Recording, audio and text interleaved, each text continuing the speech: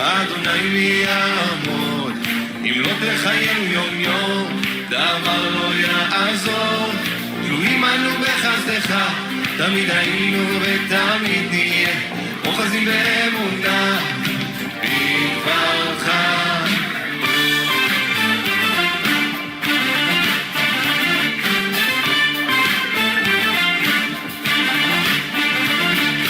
אם עוונות תשמור, אדוני מי יעמוד, אם לא תחיינו יום יום, דבר לא יעזור. תלויים אנו בחסדך, תמיד היינו ותמיד נהיה, אוחזים באמונה בדברך. שלמה אהבתך לא משתנה תמורה, הסליחתך לא תשתנה שמורה. הבטחתך צור ישראל לא תשתנה לעד, צור ישראל לא תשתנה לעד.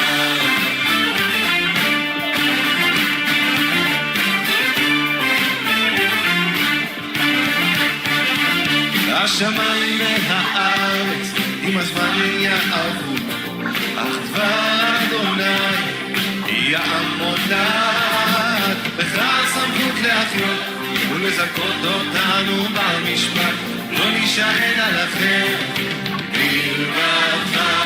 שלמה אהבתך לא משתנה תמורה, הסליחתך לא תשתנה שמורה.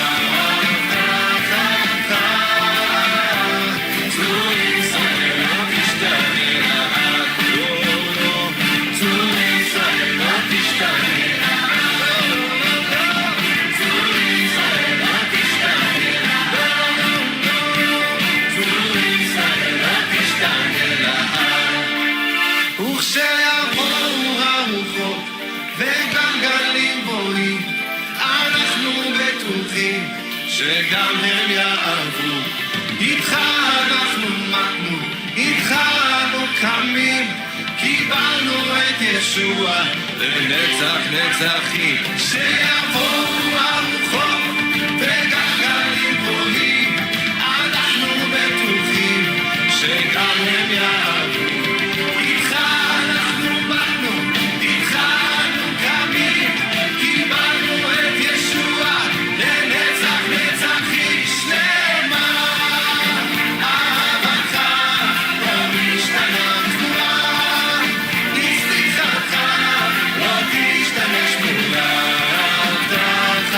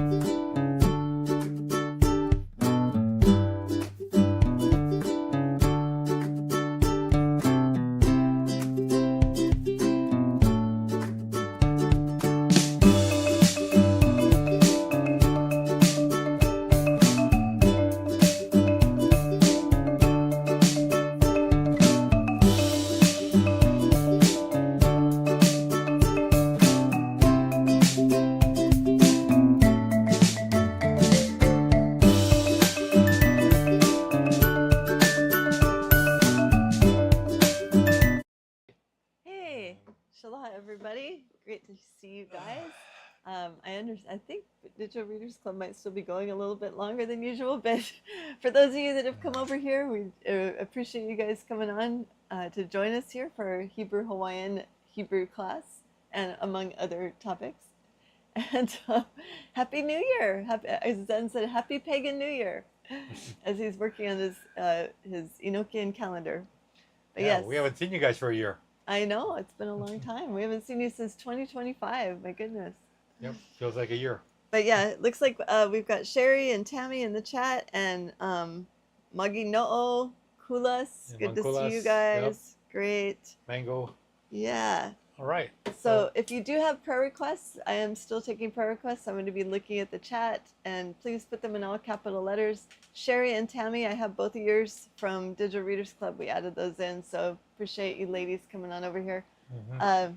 And then Noble will be teaching the first part of this class, and then we'll go into kind of a family discussion on the movie series. That was Isaac. Sorry, he's trying to Isaac Earthquake. covertly leave the room. But yeah, we will be discussing the Avatar movie series. The characters, I'm trying not to do too many spoiler alerts for the third movie. I know, Tammy, you've seen it, so you know what I'm talking about. But for those of you who have not seen Avatar 3, that's up to you guys if you want to see it or not. I'm just going to be doing kind of an overall coverage of the characters and some other names and breaking down some of the things without spoiling it too much for those of you who haven't seen the third one. You're just going to be explaining the symbolic meanings, right? Right. That's pretty much what it's going to be. You're not going to be telling the storyline, but so I would love to have it's you a good guys. movie. Yeah, I'd love to. If you've seen Avatar 1 or 2, this is great for you as well. But I would love to have you participate in the chat with me. If you saw any symbolism going on, please add that into the chat. There's always symbolism in movies. You can never get away from it. So. Yeah. All right. So, Patrick, hey, good to see you, brother. Here I am. Yeah. Yes. Patrick. And Binga Pajamas, hey, good to see you. Oh, is that Faith? I think it's Faith. And YII, good to see you, sister. I sent you an email, by the way. I don't know if you saw the recent one I sent you today, but yeah. Interesting name. Binga Anyway. Pajamas. Yeah, I like that too. Yeah. So, how was Readers Club? It was good. We discussed Samuel, so we talked a little bit about the movie series House of David that we've done a review on last year. Zen mentioned yes, and there's a new series, a new season that came out, and we're hoping it will be available for free eventually. They're charging an arm and a leg for it. Just do what I plan to do. What's Isaac when gonna do? all the episodes come out. Wait, they can't hear you. Isaac has a plan. So when all the episodes come out, you go to their subscription or their page or whatever. You get the 7-day free trial and you binge watch it. All right. So then you get the free trial, then you cancel the membership, you pay nothing. Good plan. You guys heard that? If you understood what Isaac's talking about, do that, because we're gonna do whatever he said. Gonna binge watch the House of David. That's Isaac's plan. Okay. So yeah, but we did discuss Samuel in great detail. How he came about, how his mother dedicated him to God, how he served in the temple, and then kind of went on all the way to his death. That was all covered really quick in like one chapter of Legends of the Jews. So it was a good read, though. Some good talk about Nahash, the king of the Ammonites. That's so obvious. Yep. Nahash is the name for the serpent, so you know who he was offspring of. Most likely a Rephaim giant if he was a king of Canaan. Right. So. But anyway, yes. Welcome. Hey, Adrian, what's up? He said, bingo, you better record the last minutes of what Zen just said. Okay. I'll have to go back and watch that, Adrian. Thank you. Okay, Penny has oh my goodness. We're going to add you to the prayer list, Penny. We're going to go over prayer requests real quick here, but after we open up in prayer. But I'm going to read your prayer requests after we open up in prayer. All right? So here we go. Dear Abba, thank you so much for this day. Thank you for this new pagan year, Abba, and that we have a fellowship of believers here to join with us in prayer. And we just ask you to please cover all the prayer requests we're going to be covering. And we ask that you have your hands on the technology with Isaac, that he's running everything for us. And we thank you that we have this platform to minister to others and to learn with others and just to promote your kingdom, Abba God. We just thank you and praise you for all that you've given us. And we ask you to continually bless all of those who ask anything in your name. We ask all this in Yeshua's name. Amen. Amen. All right. Okay, so Isaac, if you want to put the prayer list screen up there. I'm going to read Penny's prayer request here. She said that she wrecked her right knee. Wow, you're the second person we have on our prayer list who hurt their knee. It was just walking in the gym and it started hurting and it gave out and buckled. Thank you, prayer warriors. Shalom. Wow, Penny. I think this is one of the first times I've seen an actual prayer request for yourself, because Penny's such a prayer warrior. She's always asking for prayers for other people. But yes, we will definitely add you to the prayer list, Penny. For those of you who are in the chat or listening to this, please add Penny Short to your prayer list for her knee. You have to stop those marathons, Penny. Okay. Yeah, where's your knee out? Yeah, Noble also has knee issues. It seems like we have a lot of knee issues going on here. Okay, but yes, I got your prayer requests. If you have any other prayer requests, please put them in the chat in all capital letters so I can see them. We'll start with Rolando. This is an ongoing prayer request. Until I hear something else, an update from you, Rolando, your friend Haid has the big C. Seems like there's so much of that going on now, like way more than when even just 20 years ago. Seems like a lot of people that we know have been diagnosed with a big C also. Also for Lisa, YIY is in the chat. Prayer request kind of ongoing, but especially ramped up now for her and her daughter's health and their finances. And thank you to all those who have contributed to help Lisa out. If you would like to help Lisa out in some way, she really is in dire need right now with her health and finances. She said prayer is the best thing. If you can, everyone please pray for Lisa and her daughter. If you want to get in touch with me, if you have anything specific you'd like to send her, I have that information. You can send me an email at biblicalhebrewhawaii@gmail.com. Also to my friend Kay and Grace, she's part of this fellowship also. Her daughter that she has been trying to adopt for the past 7 years, who's also her cousin, is now out of her home, not by Kay's choice, and just running through the system. Please pray for encouragement for Kay and protection over Grace, as she is engaging in quite a bit of behavior that a 14-year-old is way too young to engage in. For Christy Frost, ongoing for Christy, for her dog's health and her finances, continue. For Shay, unless we hear anything different from you, Shay, he was with us in Digital Readers Club.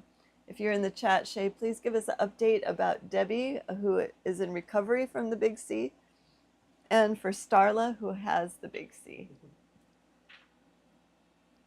Tammy George, one of our awesome moderators, she let me know that she would like prayers for her friend Amy. Amy is grieving the loss of her mother and sister, who both passed away last month, and her dog is being put down on Monday. Speaking of dogs being put down, we also need to pray for Sharon in Digital Readers Club. Why? She has an elderly dog that they just had to put down because of health issues. Oh, wow. She was like 18 or something. But she said all the dogs she's had have lived to be in their 20s, so this was kind of young for her dog.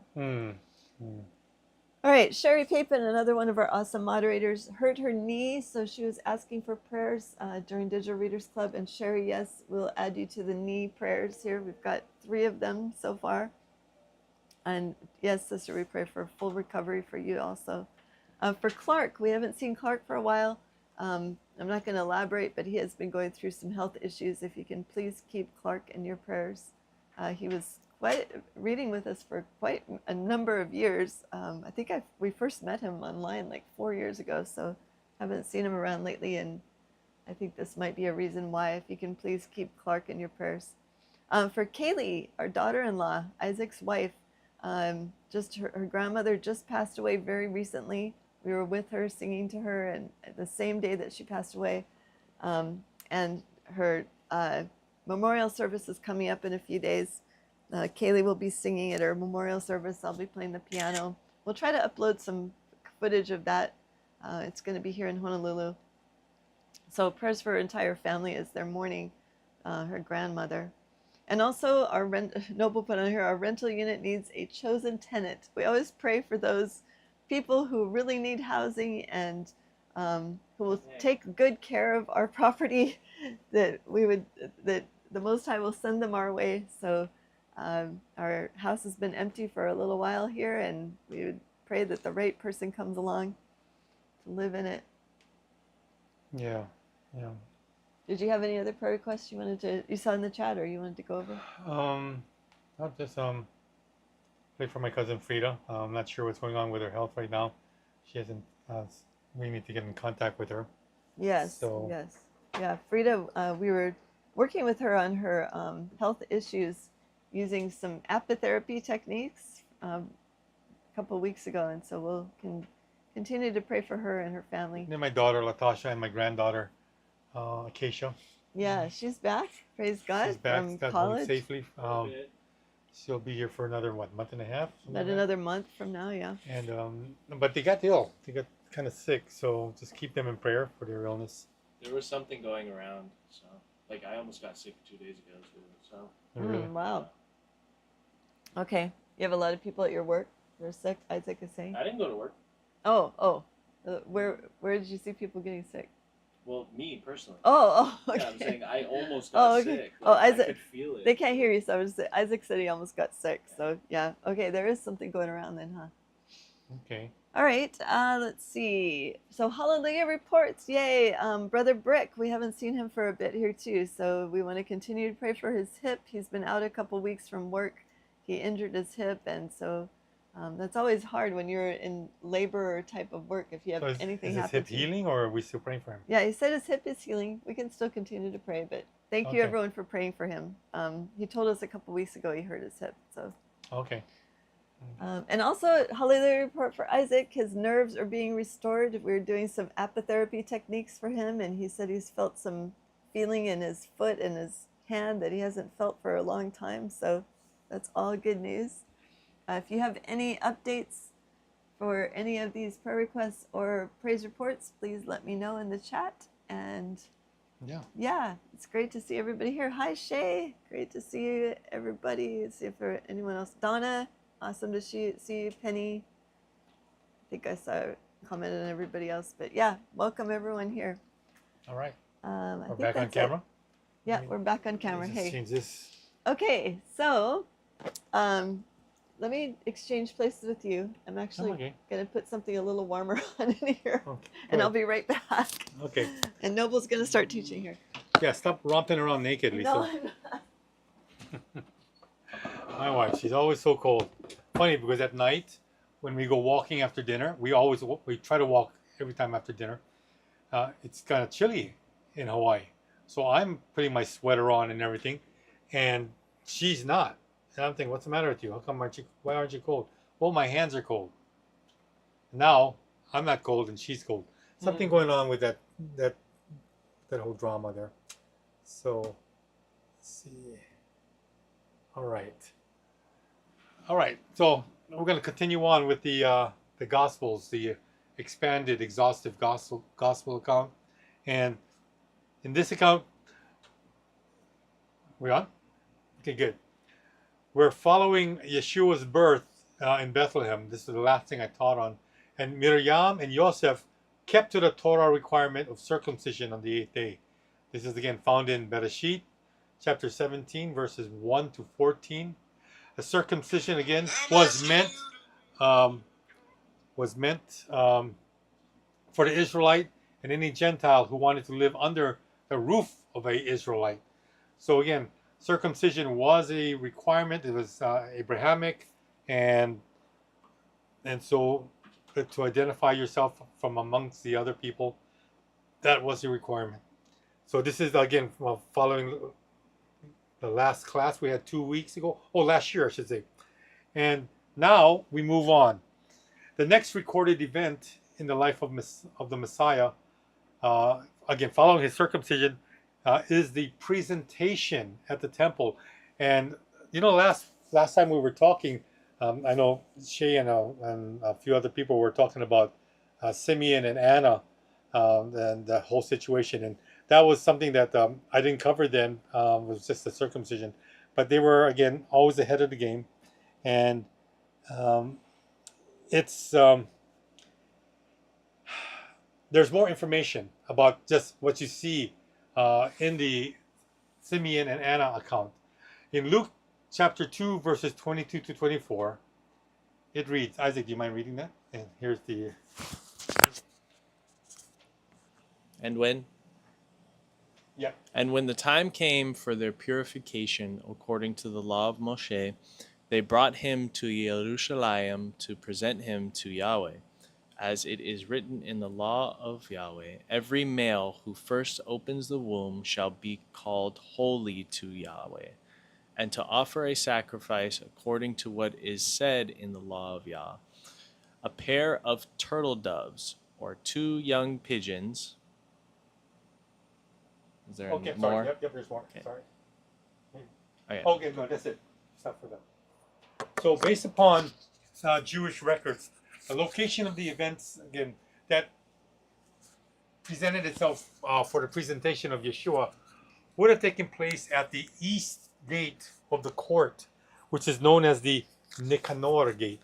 Okay, the first reason of the presentation was for the, again, purification of the mother, so that she would no longer be ceremonially unclean. And even for women, they wanted to go to the temple, and again, they were only allowed to go to the women's court, which is the outer fringes of the temple, and yet they could still participate and listen to what was being read and taught at the temple. And in order to go to the temple, you had to be ceremonially clean. Okay, but after giving birth, there's a situation where you would be unclean because of the birth, and that you would have to wait the prescribed number of days. In fact, in Vayikra, the book of Leviticus, chapter 12, verse 6, it reads, "And when the days of her cleansing of a son or of a daughter are filled, she shall bring a year-old lamb for a burnt peace offering, and a pigeon or son of a dove for sin, at the door of the tabernacle to the priest." Again, this is again from the gosh, what's the name of the book again? Name of the Bible? No. But the Peshitta Bible. And after the days of her purifying were fulfilled, the mother had to bring to the priest at the door of the sanctuary a lamb and a pigeon or turtle dove. If she could not afford a lamb, then 2 young pigeons or turtle doves could be offered instead.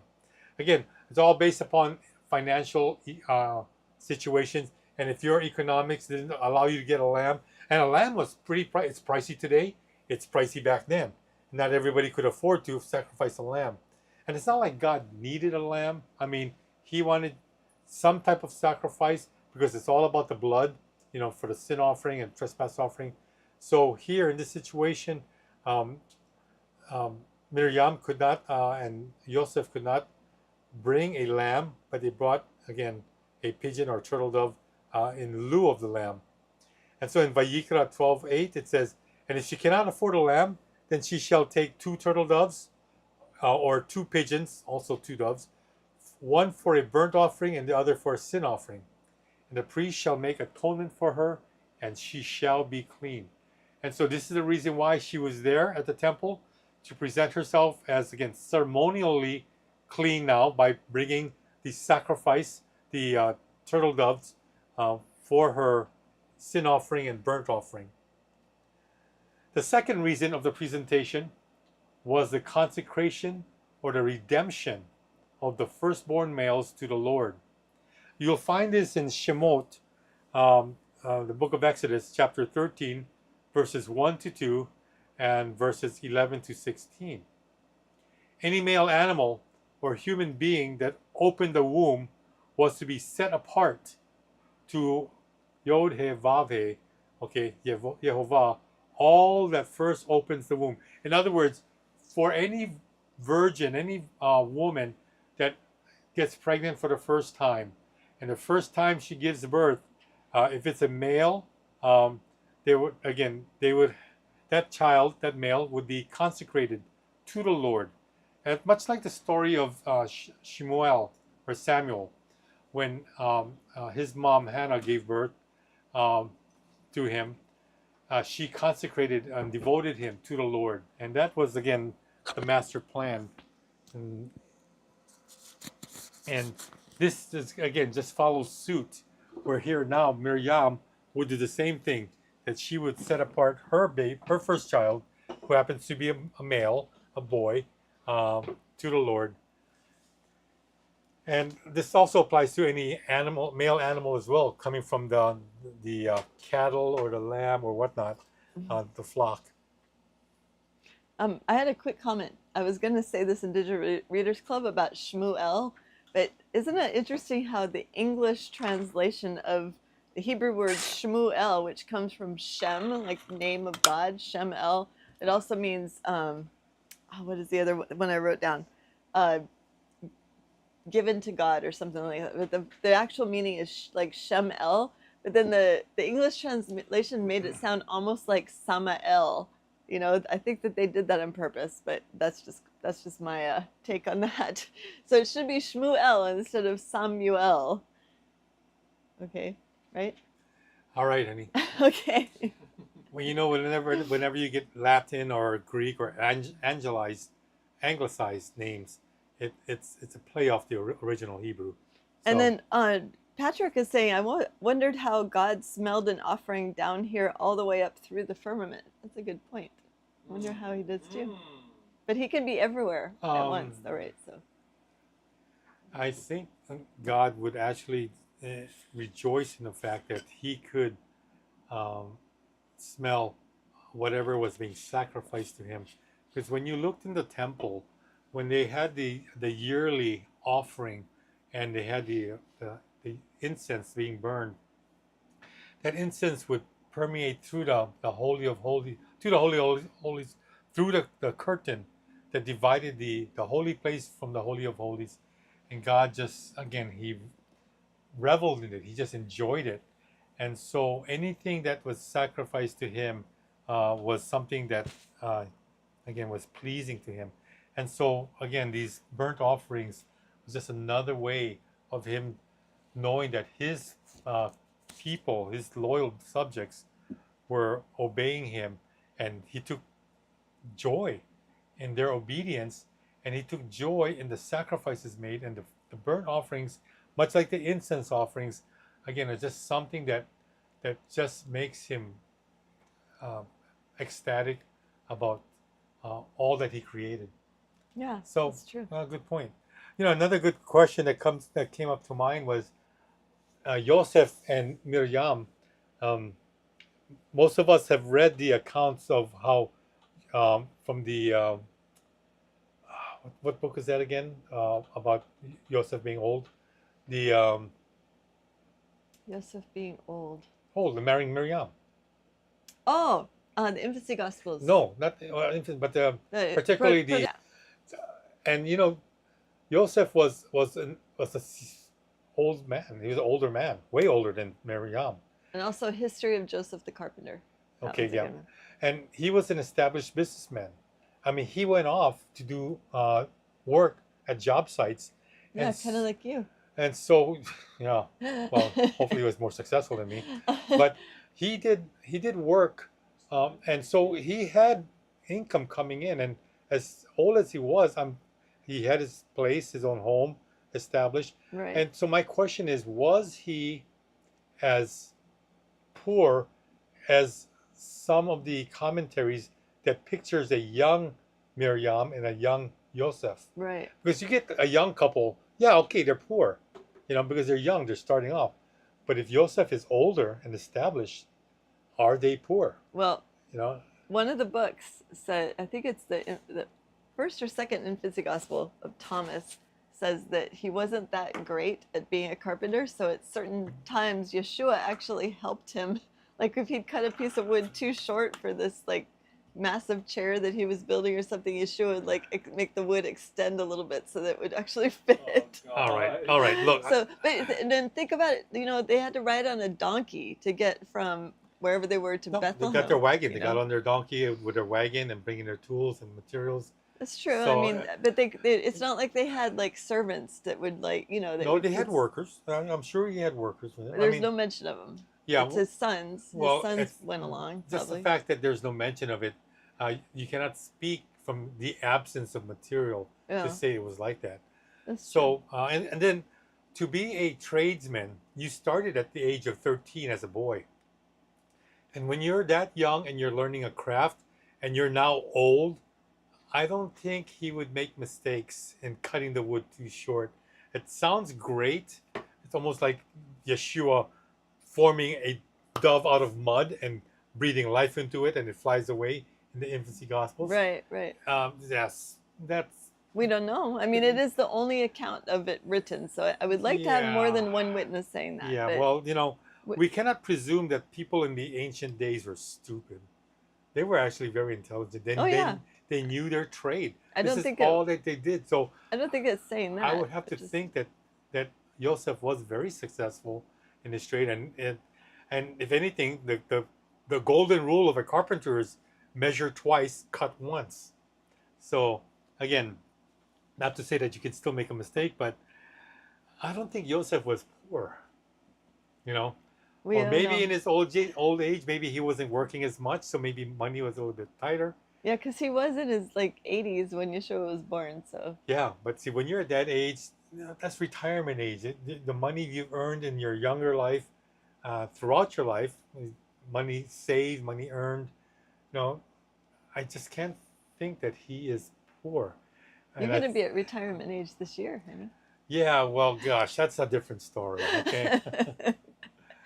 Okay. The history of Noble the Carpenter. We're going to Yeah. write one of those. Very Okay. boring story. No, it's not. All right, sorry. All right, Okay. back to the teaching. So while the scriptures related this commandment to the 10th plague, okay, during which God spared the life of the Israelite firstborns, the tradition became that the firstborn male should then spend his life serving Yehovah in a very special way.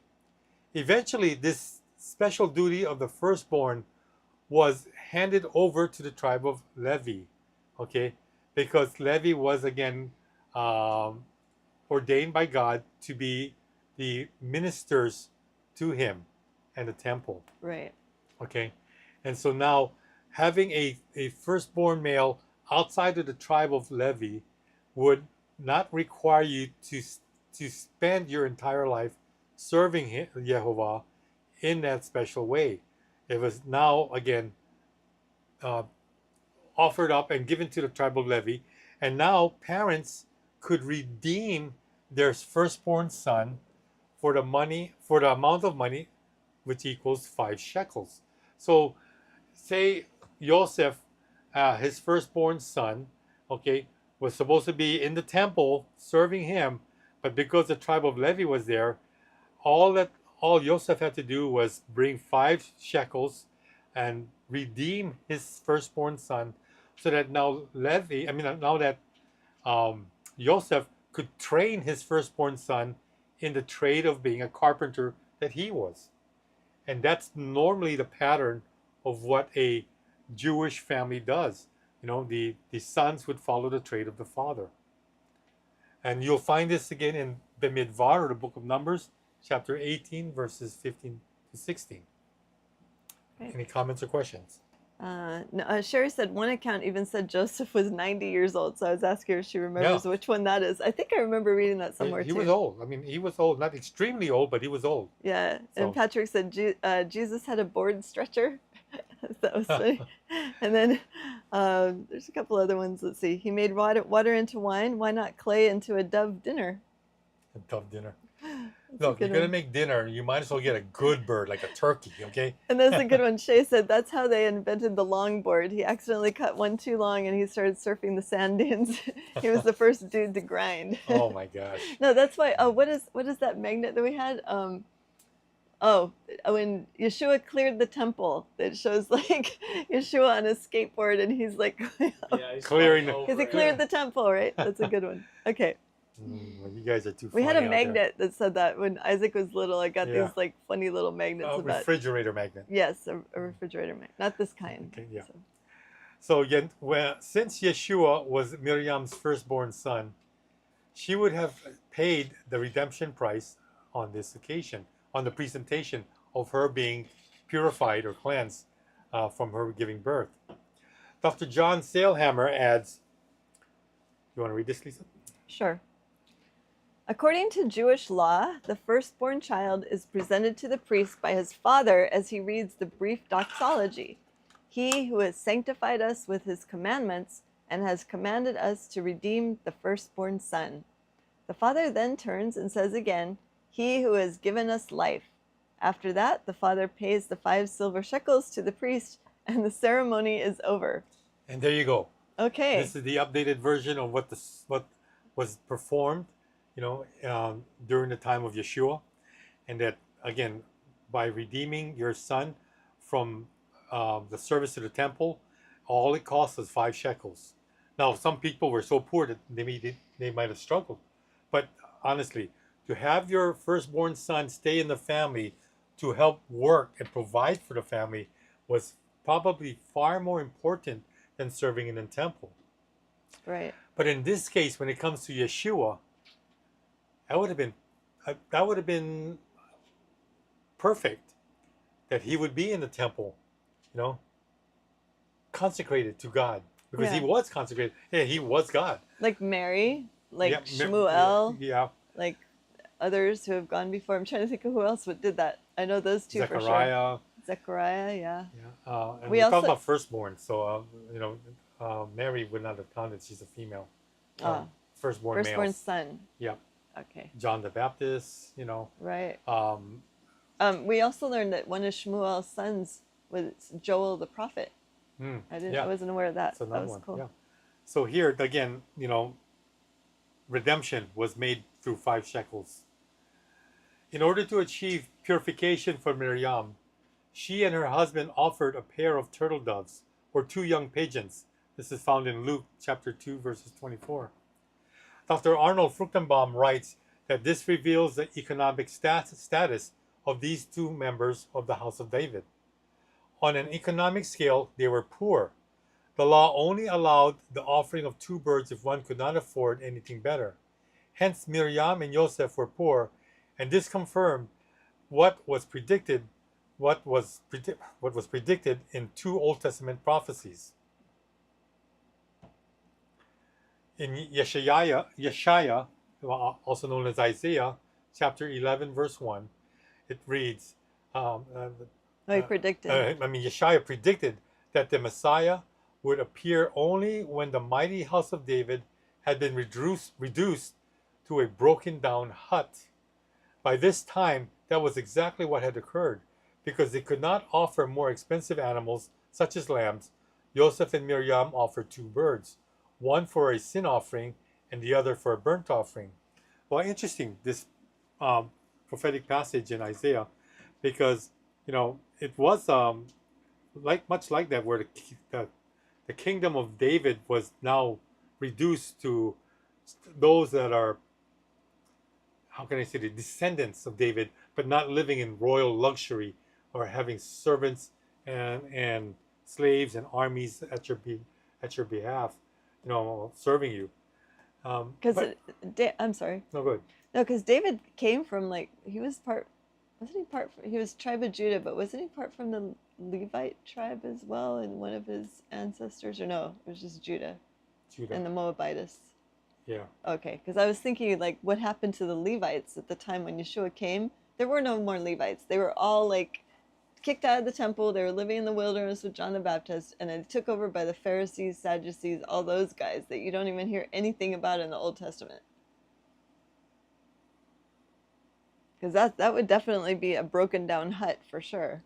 Yeah, we're talking about David's house. Okay. Yeah, it doesn't have the splendor and the glamour like it once did. But again, I cannot help but think that not every descendant of David was poor in the sense of not even being able to afford a lamb. So again, but a second thing that comes up here is Dr. Alfred Edersheim gives a description of the offering for the firstborn son. On bringing her offering, she would enter the temple through the gate of the firstborn and stand in waiting at the gate of Nicanor. It's Nicanor, not Nivanor.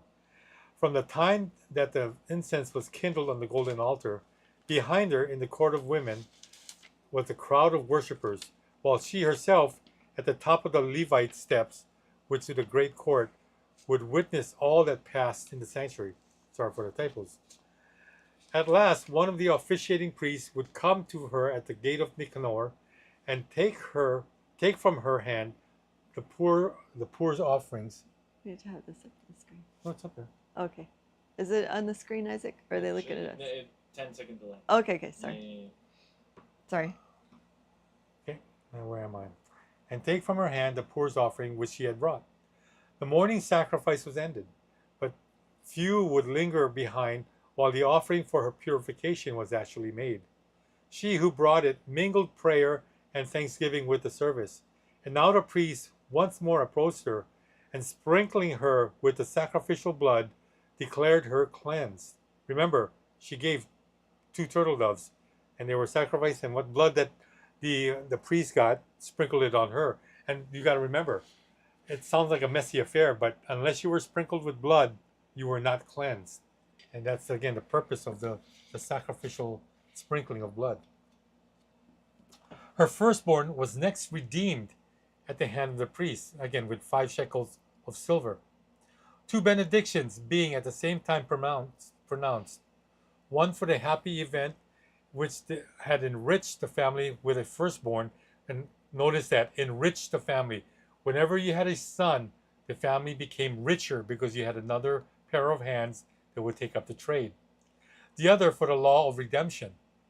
And when with grateful heart and solemnized in spirit, she descended those 15 steps where the Levites were wont to sing the Hallel, a sudden light of heavenly joy filled the heart of one who had long been in waiting for the consolation of Israel.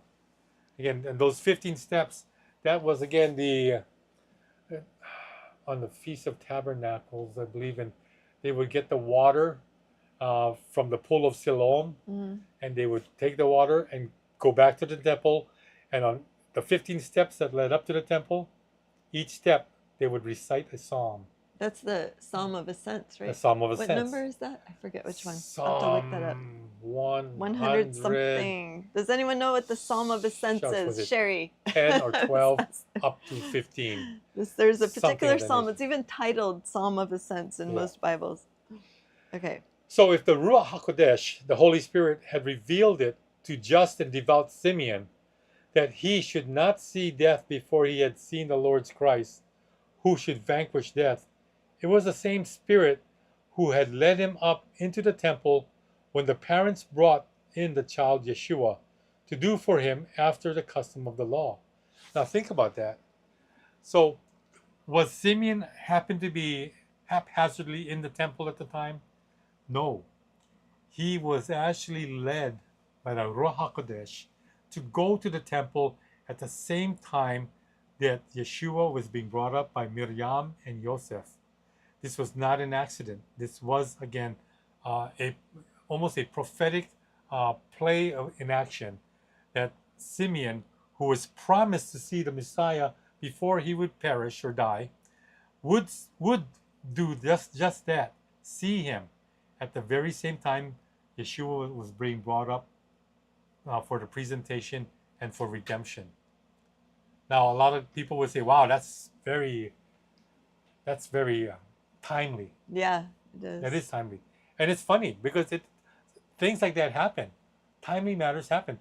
I was with my friend Joe Bautista, and we were talking about some old members in my church that I was pastoring, and we were talking about a lady, a matriarch, Joy Kabibi, and the next day, Lisa and we go to Walmart. And I had a weird feeling when we first Lisa had a walked weird in feeling Walmart. we're I was like, going to meet somebody. I was like, there's somebody here we're supposed to talk to. I didn't know who. And sure enough, when we went into the store and walked into the back of the store, who did we see? There That was. matriarch, Joy And Kabibi. we haven't seen her. I haven't seen her for like 20 years. For years, we haven't seen her, and we just Maybe started talking and 15 catching years. up, and as old as she is, much like Simeon and Anna, she is still alive and still kicking. And so we're going to get together again next week, Tuesday, and get to talk and catch up with her. But yeah, so this timing thing is just, again, impeccable. Then the aged believer, Simeon, took the divine babe from his mother's arms into his own arms. And he felt that the faithful Lord had truly fulfilled his word. Content now to depart in peace, or die in peace, he blessed God from the fullness of a grateful heart, for his eyes had seen salvation. And how did he go? A light to lighten the Gentiles and the glory of his people Israel. Right. But Joseph and Miriam listened, wondering to the words which fell from Simeon's lips. Lisa. Yes, and thank you again, Sherry. She found a couple different psalms, but she didn't hear me right. She was looking for different sensory psalms, but No. Eternal 444, thank you. We found Psalm 120 to 134. It's numerous psalms that are titled the ascents, so Yep. meaning going up, because they're Fif- going up the 15 stairs. steps. Yep. Yes, thank 15 you. Psalms for 15 steps. Thank you so much. And then Sherry's like, but there's 100 verses in Psalms about the senses. So thank you guys for Right. your research. You guys are so on it. I really appreciate it. Wasn't there 15 steps up to Pharaoh's throne too? No. How many steps were there? 70. 70. Yeah, one No. for each language The number of Right. that Uh, Joseph had to. the number of tribes that would come out of the Tower of Babel. Right, Yeah. and all the different languages, Yeah. right? And the angels that were over each Yeah. Over each country culture, or each group of people group of that spoke that particular language. no No. only Pharaoh knew it and Joseph knew it. It was because at Babel it was divided. Remember how he divided? So God put, instead of just one language, Hebrew or whatever they're all speaking, probably Paleo Hebrew, then God divided it into 70 languages and put one fallen angel over each language, so all of those people groups went off together. Yeah, I remember the story, but Yeah. what I'm saying is that they had the ability to know 70 different languages. No, Only Joseph. Only Pharaoh and, And Joseph. Yeah, Yeah. just those two people. I'm saying Yeah. they had the Yeah. ability to Well, do that. Yeah. No, well, guess what? Well, demons do too. Well, guess what?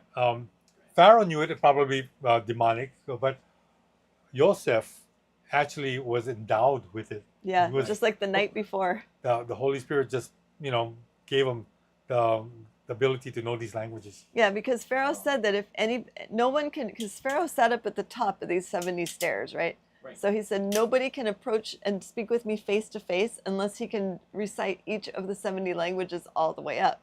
And so some people would make it up 10 stairs, then they could talk to Pharaoh. Someone would make it up 20, they could, Not but even Joseph that just not kept even going. that far, yeah. But I would say like the royals today, because they're so infiltrated with all these different demonic entities because of their ancestors, the fallen angels, they can probably speak 10 to 20 different foreign languages, easy. You see the actors reciting like crazy. They're not just reciting, they actually know those languages. Yeah. Even like the dark language, like the ones that they say that they make up for Lord of the Rings or for like Star Oh, Wars. or the something. language of Black Sauron. speech. Black speech. Yes, black speech. All right. Okay. Let's continue.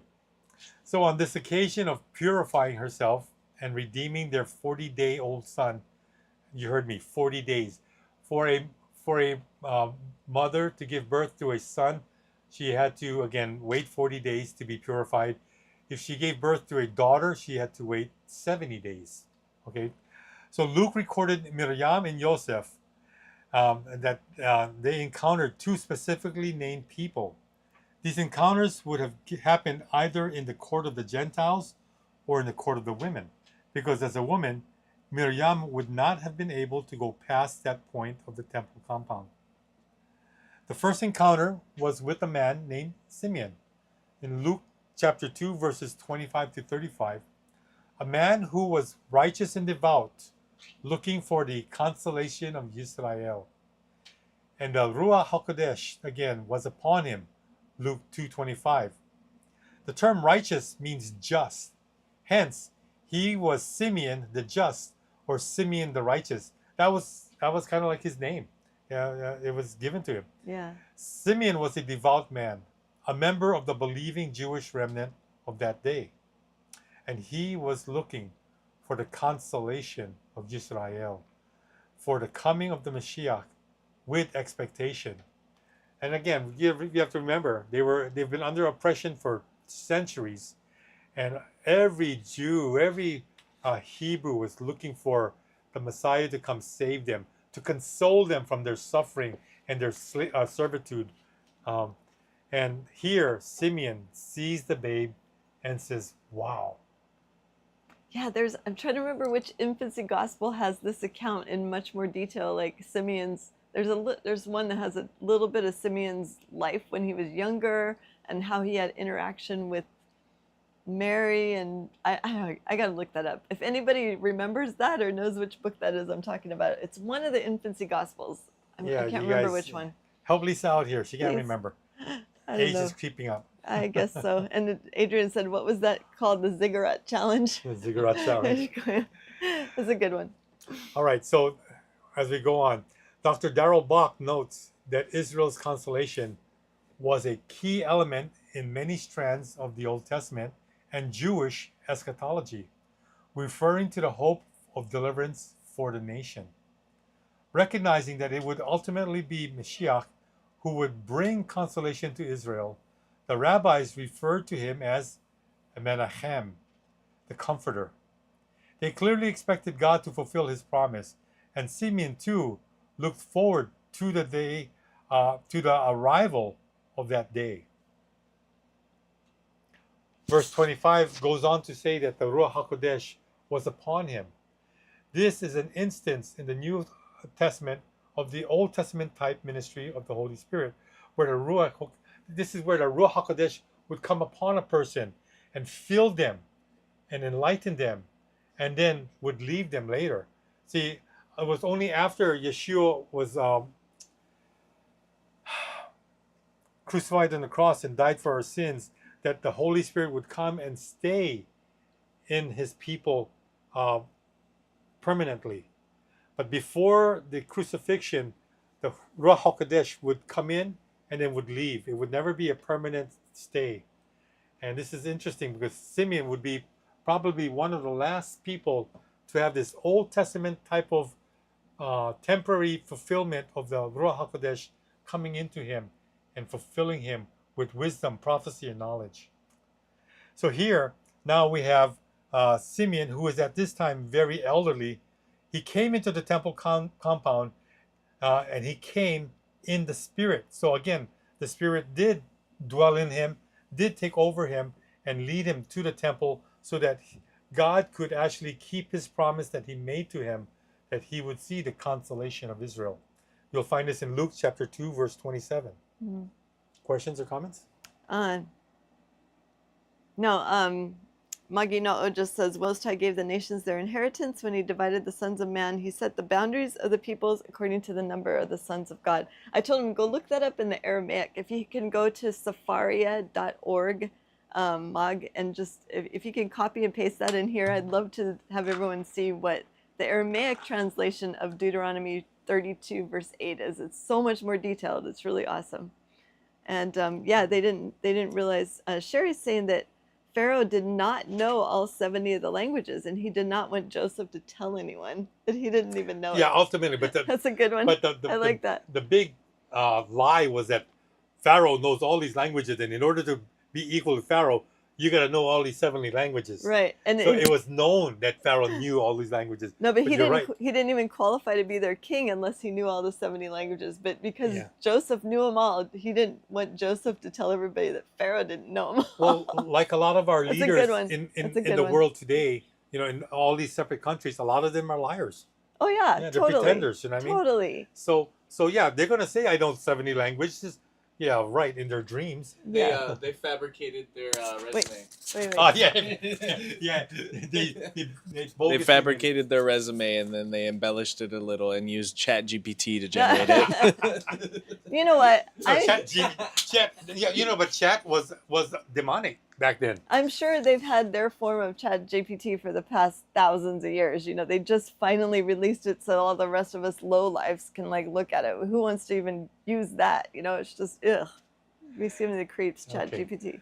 So in essence, you know, the Ruach HaKodesh led Simeon into the temple compound at the very point of time that Miriam and Joseph and baby Yeshua was there. When his eyes saw Yeshua, he recognized in this 40-day-old boy the fulfillment of that promise. Can you imagine how ecstatic and excited he was? I mean, at the old age that he is, I think it was near 100 years old, or he had to be so excited for the first time in decades. Right. Because as an old man, there's been a lot of excitement throughout your years, getting married, having, your first child, and all of this. But to see the Messiah come. Before we move on, there's still talking about the 70 languages. So Patrick's wondering, didn't Solomon control those 70 demons? Well, I mean, to me, that would make sense that they would talk about 70 demons, 70 languages, but it's actually the fallen angels, the fathers of said demons, like the ones that, because he didn't just send all the fallen angels into the pit, it was those specific 10%. ones. Yeah. I mean, 10% we allowed to. He allowed, after the Book of Jubilees says that he allowed 10% of the demonic activity to remain. To remain. But that's not, demons and fallen angels aren't the same thing. Yeah. So Solomon did have control of, many demons through the ring according to the Testament of Solomon. But it's totally different than the angels that he placed over the nations and that people started worshiping. That's why we have so many false gods. But then also the time factor. Okay, so at the Tower of Babel was a long time ago. Okay, Right after the flood, we're talking immediately after the flood. Within 100 years. Okay, yeah. So with that circumstance, Solomon is way after. Right. Okay, so the time element is totally different. Yeah. And so. And those were fallen angels, not demons, as well. Yeah. And they're still there exactly. ruling over these nations to today. I mean, that's what's talked about in Psalm 32, right? When he's talking about the divine council and of all the angels that are over each nation, and people started worshiping them. That's these false deities that you see. But the demons, of course, manifest as false deities as well. They're just lower than the fallen angels. They're the ones that fallen angels get to go do all their dirty work among the people of the earth. So that's kind of the difference. Yeah. I used to think they're the same thing. But Yeah, not no, anymore. they're not. Yeah, because the demonic activity is different from fallen angel activity, and so Solomon did have control over the demons Right. with this ring, with Right. the ring that he was given. Right. So again, that's pretty miraculous in itself. And Sherry said it's actually 72 spirits that he bound with the ring. So very Yeah. close. But thank you, Sherry, for keeping us on track. Sorry, bound with the ring. Oh. With one One ring. ring. he With bound one Binds them ring, all, he yeah. ruled them all. No. Okay. All right, moving on. Dr. Raymond Brown provides an insight into Simeon's conclusion based on first century Judaism. It reads, Lisa. The messianic context of Simeon's sense of fulfillment is understandable in the Judaism of Jesus' time. In the first century Psalms of Solomon, 17 verse 50, we hear, "Blessed are they who will exist in those days to see the good fortune of Israel, which God will bring to pass." The same mentality is found in the words of Jesus, "Fortunate are the eyes that see what you see. For I tell you, many prophets and kings desired to see what you see and did not see it." Luke 10, verse 23 and 24. Interesting now. Psalms of Solomon. We're looking at extra biblical books. Right? Yeah. Psalms of Solomon. Yeah, well, apocryphal. Yeah. Yeah. Yeah, They used to be in the Bible. Yeah, that's always hotly contested. Unfortunately. Okay. Yeah. Okay, continue. And Simeon's reference to departure and peace echoes the hopes for peace in the days when God would reestablish David king. Psalm 72, verse 7 prays, "In his days may uprightness flourish and abundant peace." Zechariah 8, verse 12 describes the time of his coming as the sowing of peace. And Isaiah 9, verse 5 and 6, is this up here on the screen? Yeah. Isaiah 9, verse 5 and 6 calls him the Prince of Peace. Simeon may depart in peace not because he has finished his task, but because God has now completed his word. Already the heavenly host has proclaimed, "On earth peace to those favored by him." And this Luke 2, verse 14. And Simeon is one of those so favored. Yeah. This is a famous passage that the Peanuts character Linus would recite during the Christmas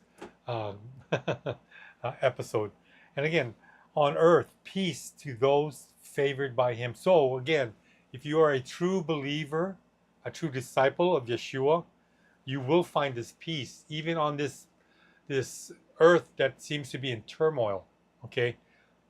God will only give his chosen peace. What do you think about that? Yeah, no, I agree. I mean, even Yeshua said, "Peace I give you, or peace I leave with you, not as the world gives.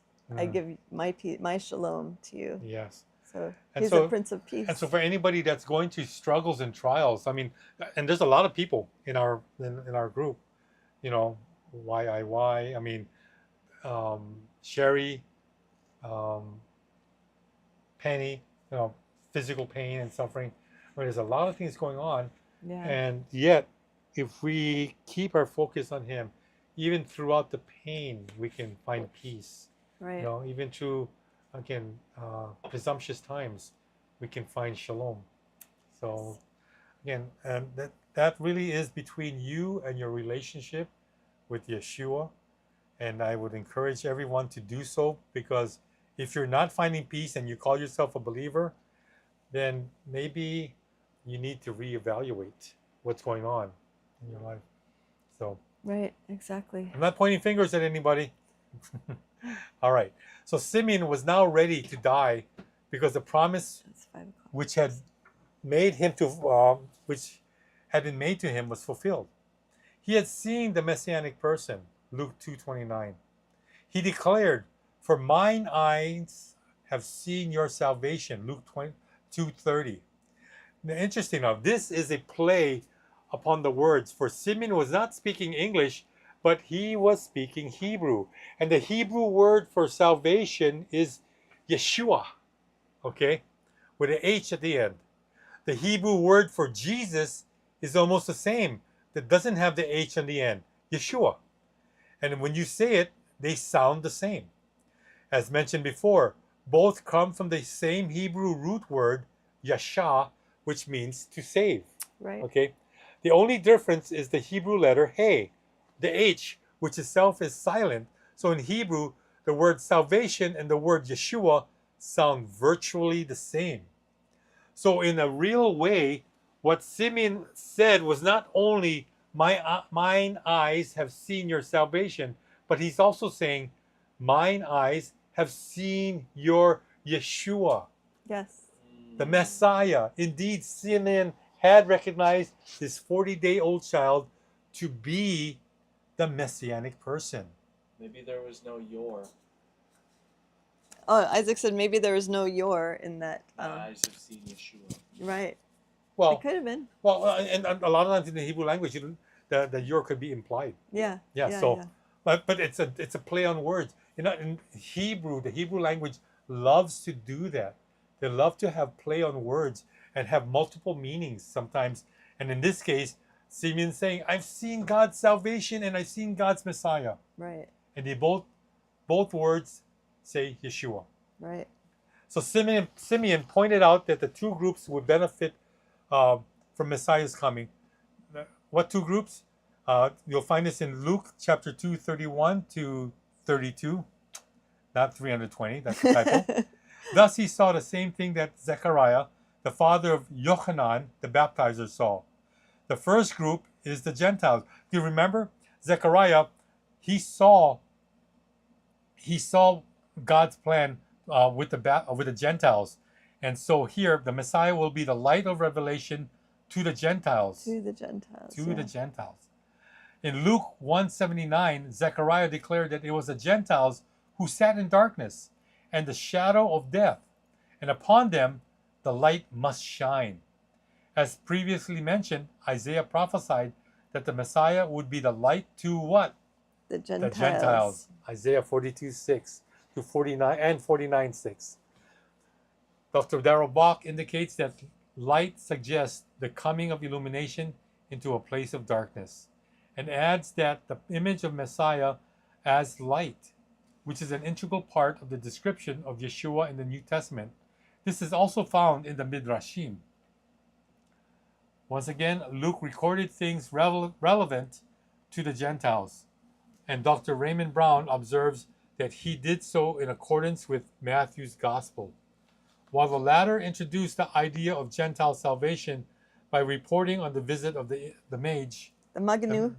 The Magi.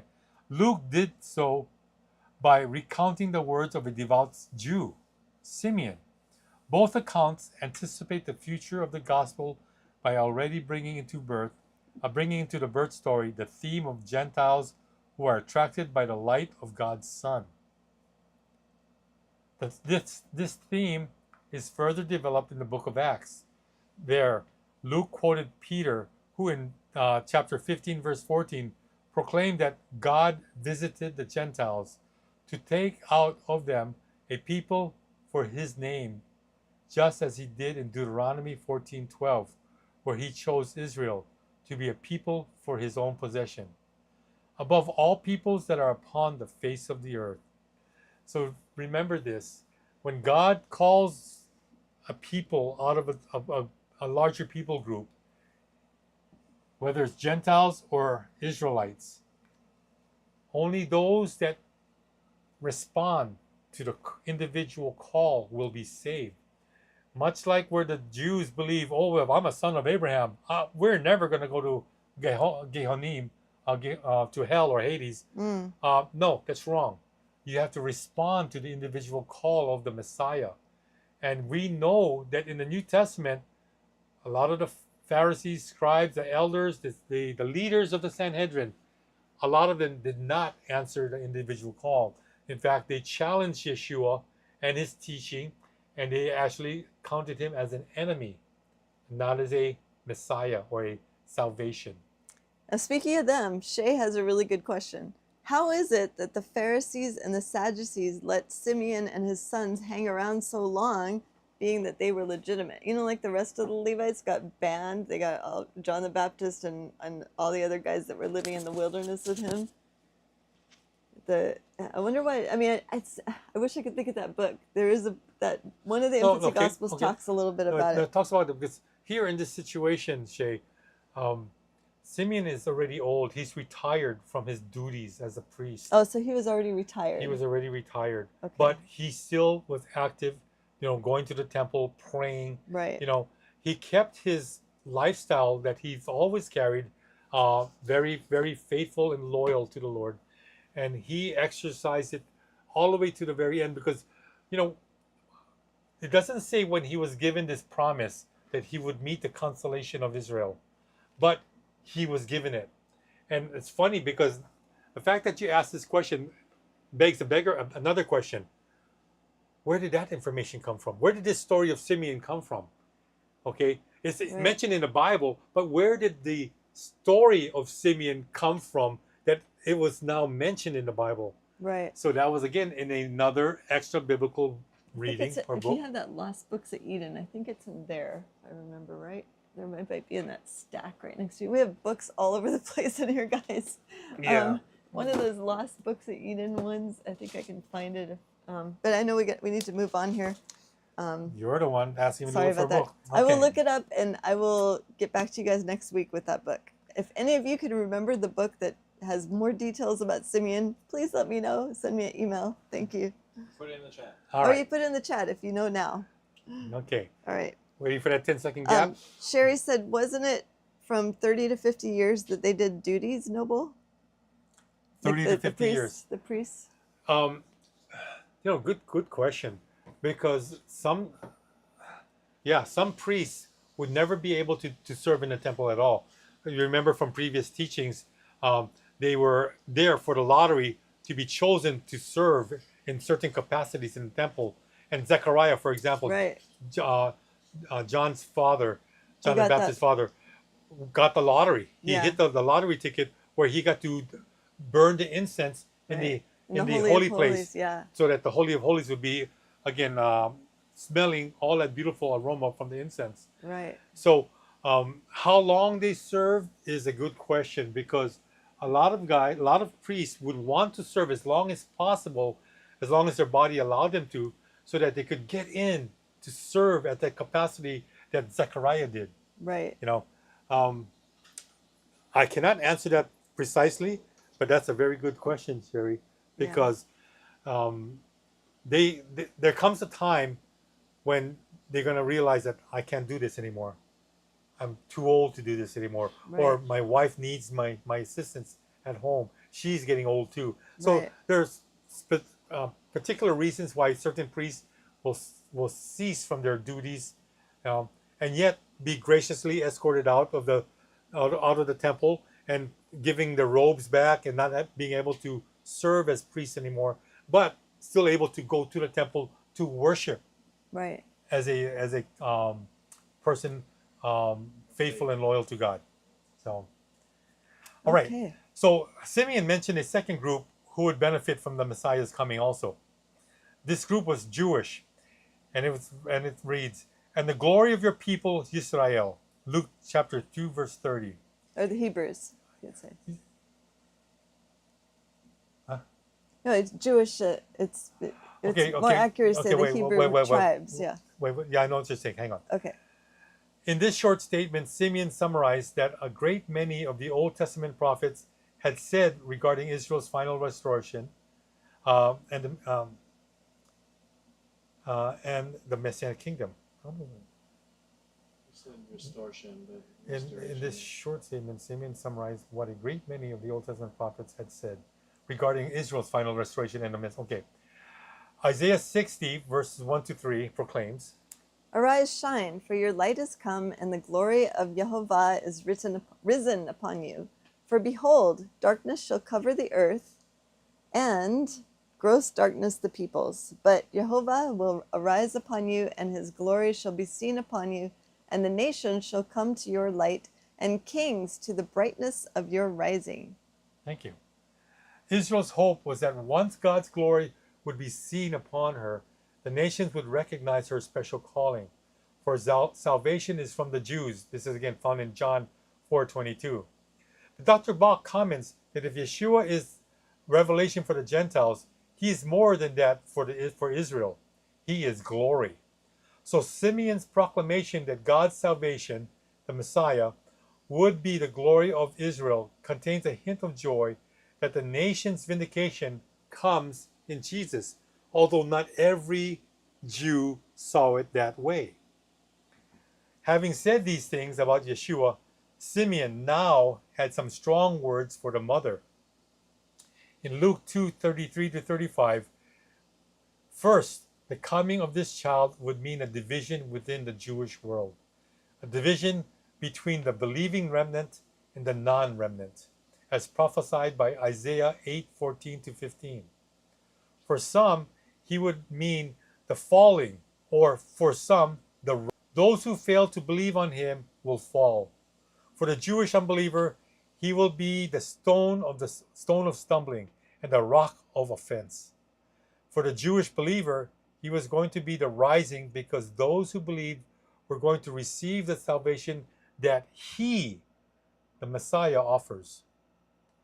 Second, he would be an individual who would be spoken against throughout the Jewish world and throughout Jewish history. Third, because of his coming, his sword shall pierce the soul of Miriam. And it did.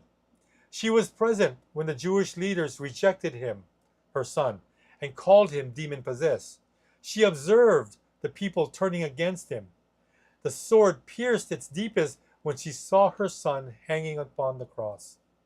Finally, Simeon pointed out that all this agony was necessary so that thoughts out of many hearts may be revealed.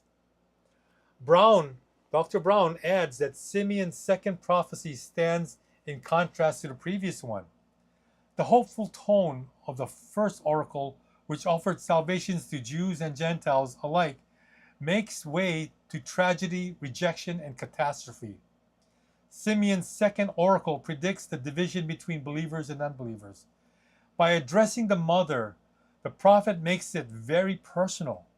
Miriam herself will have to make up her mind about the salvation her son offers even to her, as her child is set for the falling and rising of many in Israel, including her.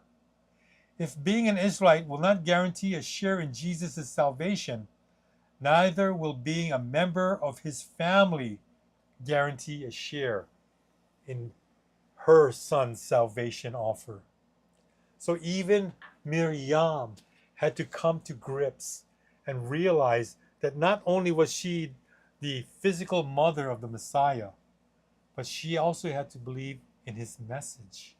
Right. The message, again, that will hold everybody accountable, even the closest person to him, his mom. Right. Exactly. That's heavy. And that's why it pierces her heart. Yeah. And this thing would pierce her heart because she had to come to grips and make a decision. I love my son. I bore him. I raised him. Now he's claiming to be what? Do you remember the passage where Jesus was at the point of losing sanity? He was going crazy in a way, and his mother and brothers came to get him because they thought he was going to lose it. Right. Right. Yeah, she was probably thinking, "What's the matter with my son? He's overboard in this message he's trying to deliver." She wasn't there yet. Right. She didn't believe in the message yet. He's beside himself. Yeah, yes, Whatever they yeah. said. That's what Scripture says. He's beside himself. What does that mean, beside himself?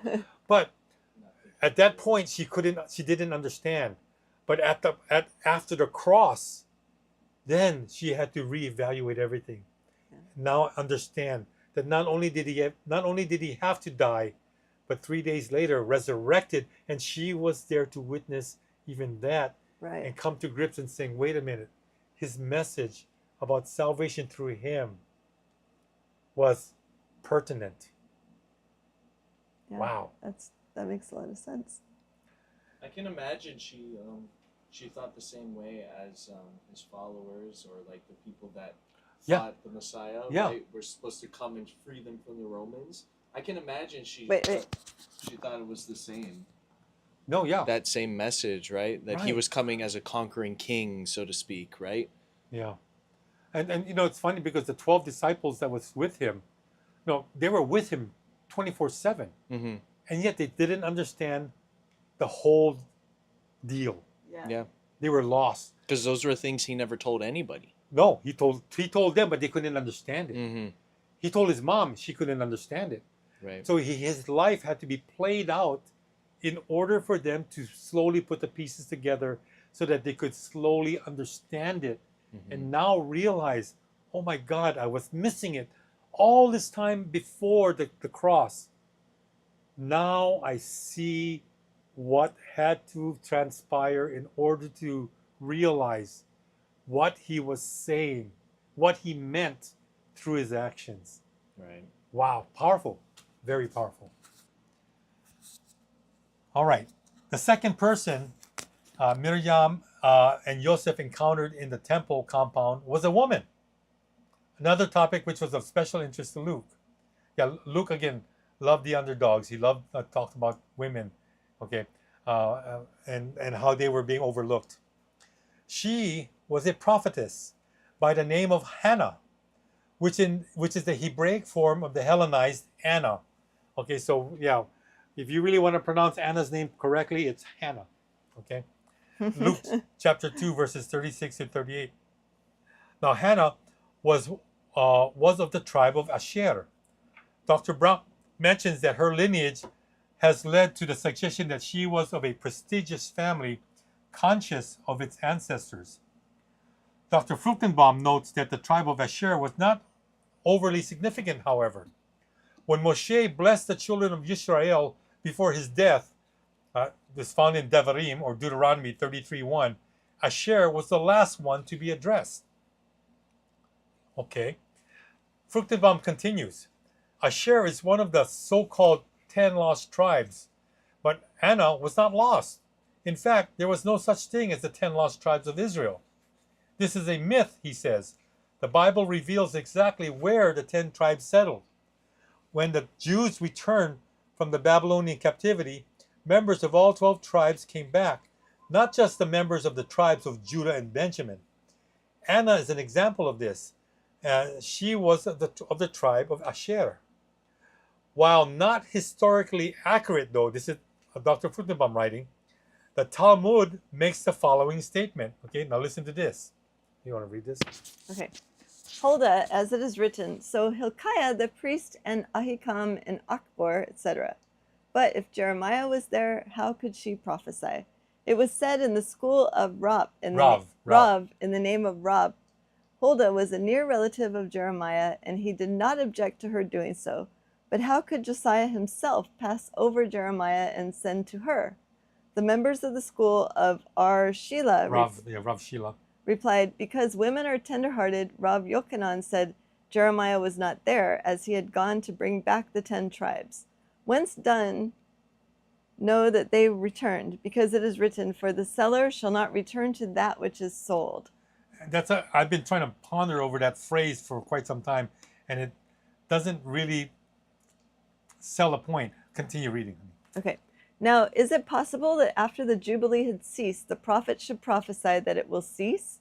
The fact is that it teaches that Jeremiah brought them back. Josiah the son of Ammon ruled over them, as it says. Then he said, what monument is that which I see? And the men of the city told him, it is the sepulchre of the man of God who came from Judah and proclaimed these things that you have done against the altar of Bethel. Now, what connection is there between Josiah and the altar in Bethel? What it teaches, therefore, is that Josiah reigned over them. Rab Nachman said, we learn it from here. Also, O Judah, there is a harvest appointed for you, when I would turn the captivity of my people. Okay, so this is from the Talmud, okay? And to me, this is very interesting because it is the best, I'm wondering, is this the best argument that Dr. Fruchtenbaum has as the evidence of the 10 lost tribes being not lost? A single cryptic Talmudic passage from Megillah 14b. He even mentioned that the Talmud was not even historically accurate. And so, to me, that's a very weak argument. I believe the tribes are lost. I mean, but when they were exiled and then they were released, did they all come back to Judah or come back to Israel?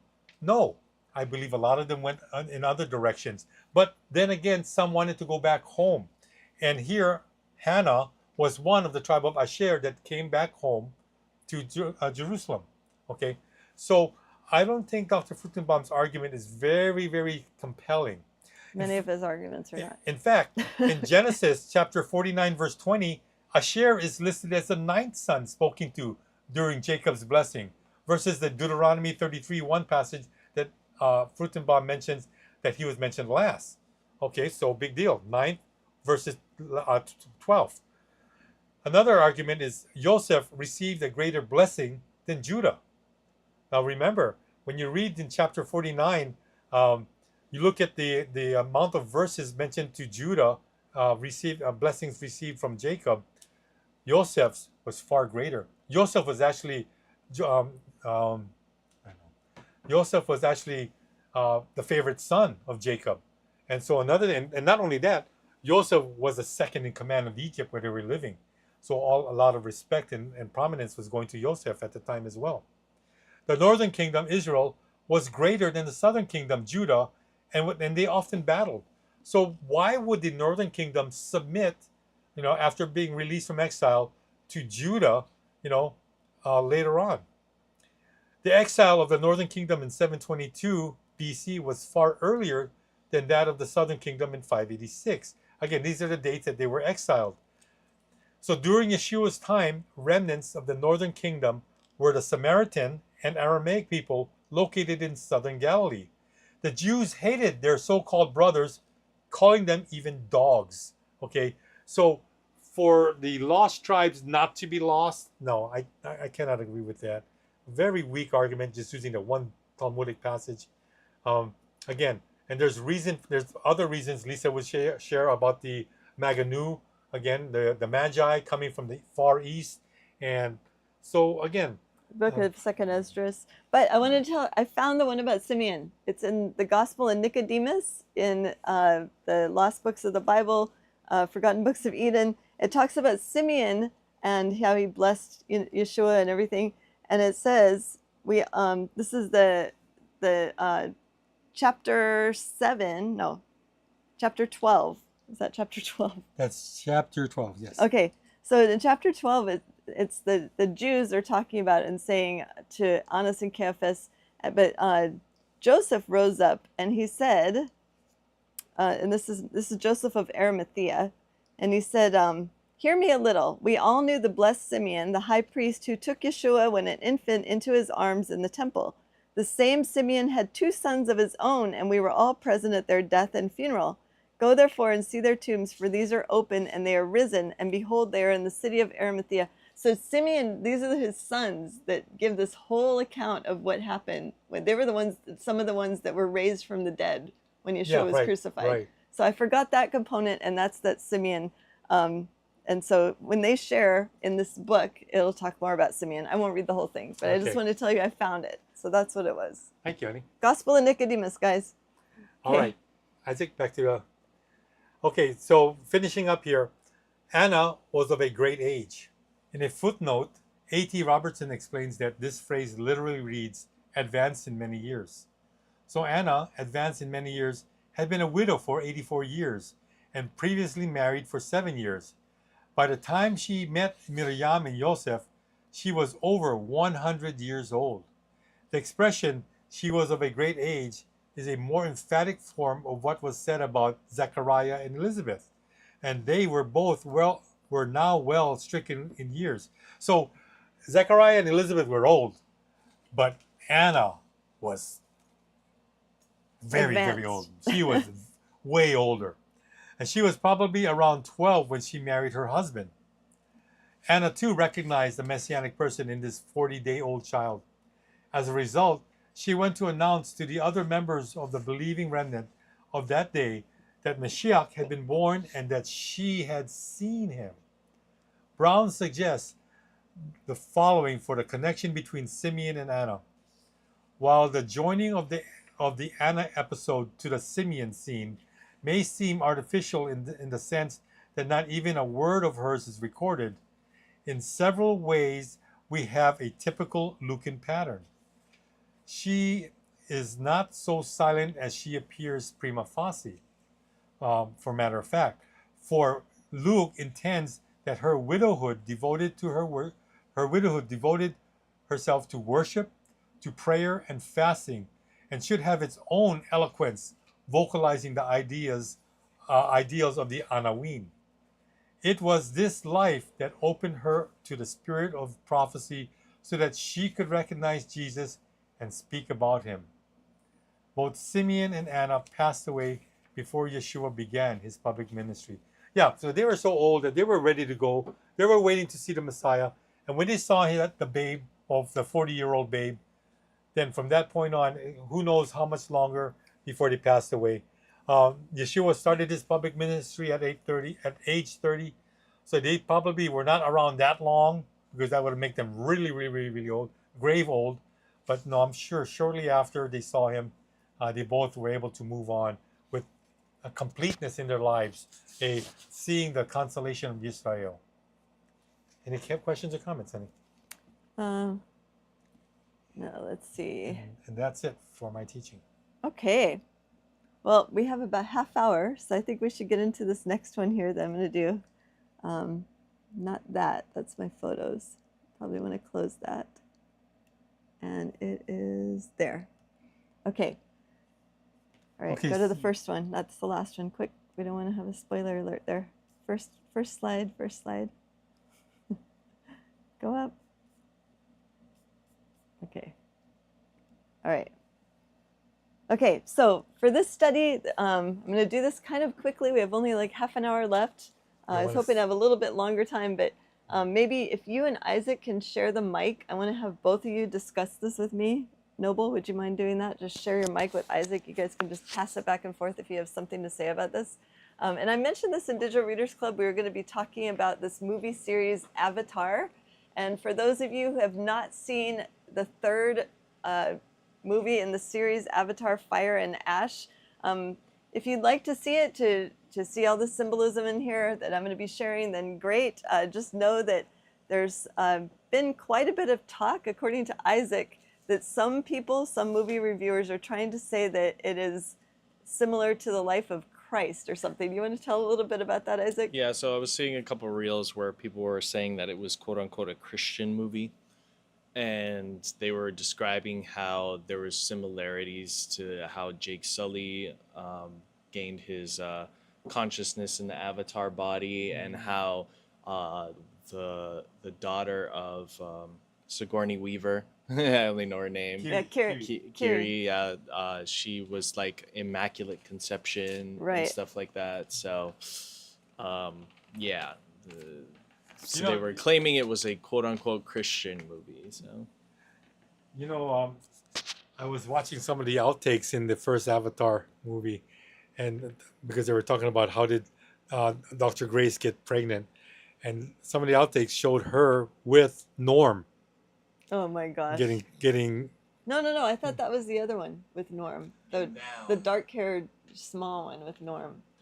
Oh, the skinny one, the one flying that plane, right? The one that acts like a guy. I can't think what her name is. Yeah, I know. The one that flew the That's helicopter thing. for the helicopter, right? Oh yeah, It was you're her right. with Norm, It not was her, not Norm. not Sigourney. Not Sigourney, not Dr. Grace. Okay, well, Okay. the first thing I noticed when I pulled up this little thumbnail of this Avatar Fire and Ash is look at the exact same headdress and everything that Ashtoreth, also known as Astarte, also known as Ishtar, the goddess of fertility, is wearing in this depiction. I just pulled this off the internet. I was looking around and I said, I know I've seen that headdress thing before. And so this is like the so-called evil leader of this tribe that ends up uniting with the sky spoilers, people. spoilers, Okay, sorry. spoilers. Well, You can say I'm just giving you guys all a heads up. There are spoilers coming. Yeah, so. there are some spoilers coming up, but if you just look at this photo, people will wonder who in the world this is. Is this like Natiri, who we see as being like this really the one that marries Jake Sully, the sky person who becomes this blue avatar monkey-looking people? That's pretty much what all this is about all their different tribes, their whole series. So if you just take a look at this one, some people might think that this is Natiri, but no, this is not. This is a new character that is introduced in the third one. And I'll go into a little bit more just about the names that they use. And James Cameron, it's so funny because he tries to make like he's so innocent in all this. And oh yes, we used different languages to create these names and to create the Na'vi language. The Na'vi are the people who live on this planet somewhere out in space that supposedly takes over 6 years to get to by spaceship, that the people of Earth are going to want to be resettling on because basically Earth is being destroyed by the people of Earth, which is kind of crazy. So they want to make this like a new colony, and you've heard of the colonization that happened in the Americas and worldwide. Those who were colonizing everything were basically wiping out people's cultures, like what's happened with the Native Americans, with just different cultures all over the world. That's what colonization was about, kind of like wiping out the old world buildings, what we call the Tartarian architecture, and introducing this new world order, which is basically governed by Satanists. I guess I could say the Jesuits, the Masons, the Templars. They've just changed their names so much throughout history, but they're polytheists. I mean, they are definitely worshiping the different 70 fallen angels that we discussed earlier that came out of Babel. And Ashtoreth is the female form, in my opinion, the female form of who we also might know as Lucifer, because they can shapeshift. And so, of course, Ishtar, the goddess of fertility, you can see here this picture of Ishtar, Ashtoreth, depicted with these two doves, and and it's that symbolism of like the sliver of the moon symbolism is part of her whole deal. So anyway, I just thought I'd talk about this a little bit. Okay, now this is a little bit more symbolism. Again, spoiler alert, these are just some clips from scenes that you see in movie 3 of Avatar. You can see some of the little, in the center there, some of the little different idols that they've made in the past of Astarte, also known as Ashtaroth. There's also the male form of Ashtaroth, which is also called the King of Hell. And there you can see, look at the bull horns there. That's also symbolic of Baal, Right. the bull cult, right?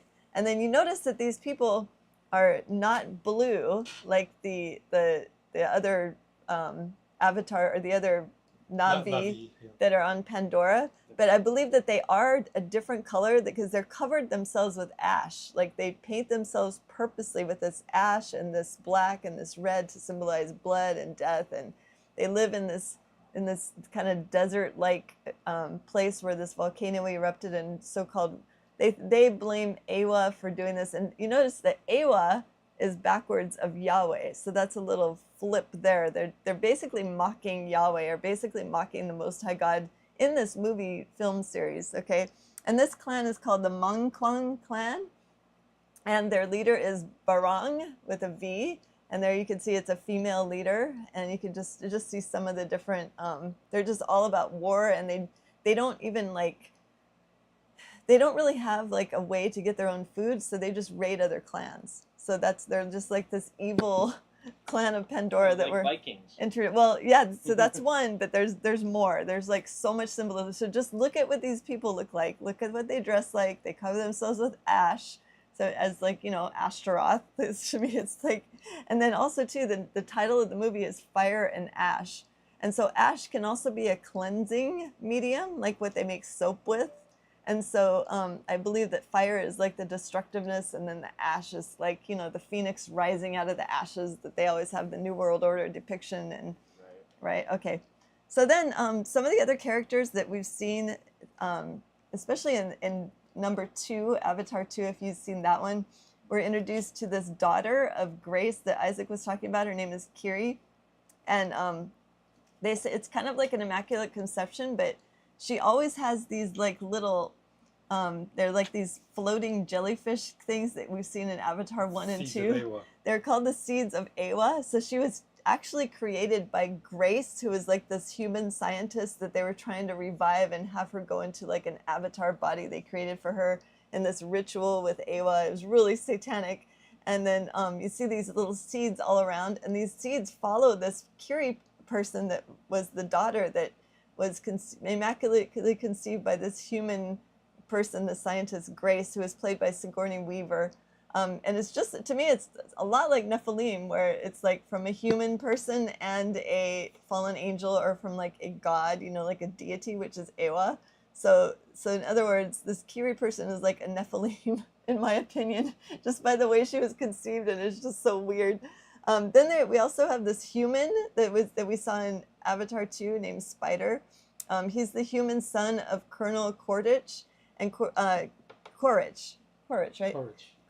Quaritch is like supposedly the bad guy in Avatar 1, and he supposedly gets killed off at the end of Avatar 1, but his human person gets killed off, but the scientists over the years, because it was like 13 years between Avatar 1 and Avatar 2, supposedly the science got developed to where they could actually create an avatar using somebody's saved memories of a human person. Right. So they basically, before he was deployed down to the planet, his memory was backed up. Exactly. And then they used his memory and that sort of consciousness to put it into the avatar form. So. Exactly. So you see where that word spider is on the screen? So that's his avatar right there. That's his face. That's Quaritch. What? Right there. That's Quaritch right there. Son. No. I just said behind the word spider on the thing. Behind the word, And then he had a son named Spider. That's the guy with the dreadlocks on the right of the screen. And he has to wear a mask, because if you've seen Avatar 1 and 2 on Pandora, they have different type of air than we do here on Earth. So humans cannot breathe the air without like a breathing apparatus. So in Avatar 1 and 2, you'll see the humans constantly putting on this mask thing with oxygen in order to breathe. And so this weird thing, okay, this is a spoiler alert too, but the Spider, the son of this colonel, he kind of is adopted in kind of a way by the Sullys, by like Jake Sully, who's an avatar, a human that became an avatar, and then his wife Natiri, and then they have children of their own, but they kind of take him under their wing just because he was an infant that was born on Pandora. And when everybody after Avatar 1 had to go back to Earth, like they kicked him off Pandora, they didn't have the means to bring an infant back with them alive. Like they always had to go in those those apparatus that they go on the ship. So they left him there, and he was raised by a human family that was left on Pandora, and he was raised kind of like, like the Na'vi. So he knew like all their culture and everything, and so it was kind of natural to blend into like a Na'vi family. But there's weird supernatural thing happens with this Kiri person where Spoiler alert. And I don't want to give too much information away, but she is instructed to put one of these atokina, that's these floating jellyfish that you see in the top right corner, a seed inside his mouth because his oxygen is about to give out and he has no other mask. He's about to die. And then all of a sudden, when she puts one of those in his mouth, he can breathe and he's great. So it's like this amazing thing. It's just like, to me, it's so satanic. Like, oh my gosh, the seed that she's created with is going in his mouth. Like, it's just, to me, it just gave me Who the created? creeps. Nobody created. Who created the She seed? didn't create it. She No, just grabbed she it. was created from that seed through Grace and Awa. Awa's seed went to Grace, and Grace gave birth to this creature, Kiri. So the same seed that she was created I with, don't remember that. these jellyfish things, were stuck in the spider's mouth, and all of a sudden he can breathe, and he's like, he doesn't need the mask anymore because it looked like he was gonna die. I mean, okay. Anyway, so then just to remind you, like, this is from Avatar 1. They're in like a trance and they're praying to Awa. This is how they pray to their deity.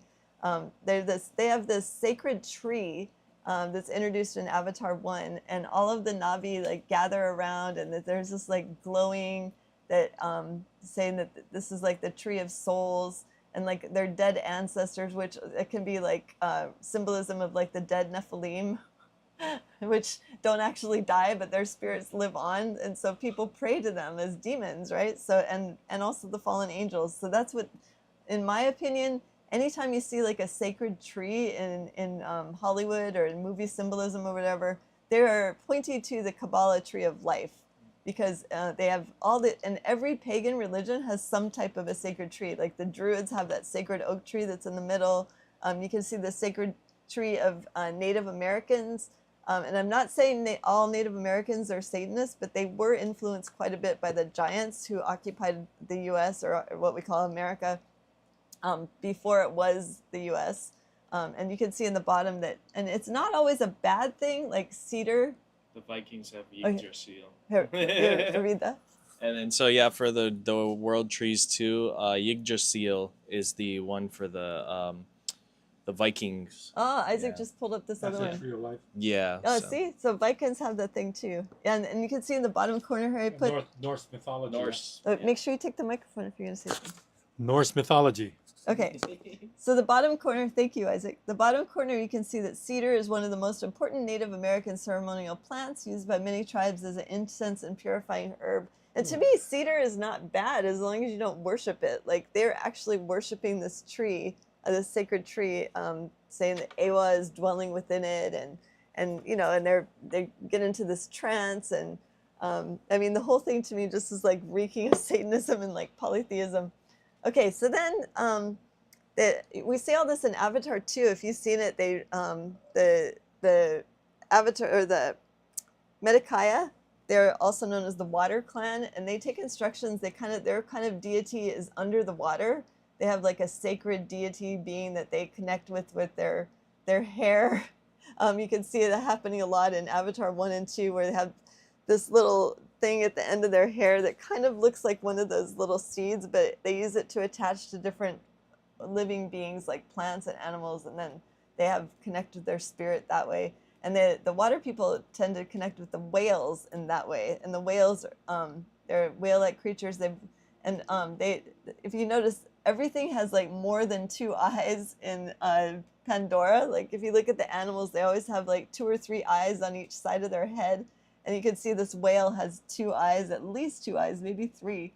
And I think it's interesting because in Avatar 2, the humans were hunting these whale creatures for this mysterious fluid that was in their pineal gland, and that like totally reeks of adrenochrome, by humans, and it extends human lives and is worth billions of dollars on Earth. Okay, what else could that be that's in their pineal gland? It's just like a adrenochrome reference. You can see them like the Medakaya, they're like speaking with these whales in the bottom picture. They have like these special little rings on the whales, and they can communicate in their own language because they're like united with them somehow, kind of like, you know, the same way as like the what is the clan called, the one that Natiri came from? Okay, bless you, Patrick, we'll see you next time. What is the clan that Natiri came from that Jake Sully married into? That it's like the land The Na'vi? avatar. No, the Na'vi No. is all of the avatars on Pandora. Yeah. But there's I another remember certain there's a clan. specific Yeah. clan name for them. Otomaya. Anyway. Omitikaya. Oh, Omitikaya, yes, the Omitikaya. Omitikaya clan. So they have like these horses that have 4 or 6 eyes or something that they 4 eyes. use that they 6 ride. 6 legs. And then especially their banshees. I can't even think of the name they have for those, but that's like a rite of passage, very similar to Native Americans, how they have certain rites of passage where they almost get killed, and if they survive, then they become like, higher up in the clan. Yeah, the Omatikaya. Omatikaya. Oh, make sure you use the mic. You Okay. just say it. So I wanted to go over this. There are very similarities. Like I keep mentioning Native Americans, and that includes the indigenous, which of course includes Hawaiians, Tahitians. That's not really Americans, but like the indigenous people, the Maori of New Zealand. You look at the tattoos that the Metkayina have, or like their little skin anomalies. Look at the guy on the far left. It's so similar to Maori. I kept thinking, where did I see that before? And then you can look at, like, they have like shells that the women wear in the middle of their foreheads. It's very similar to the Tahitian.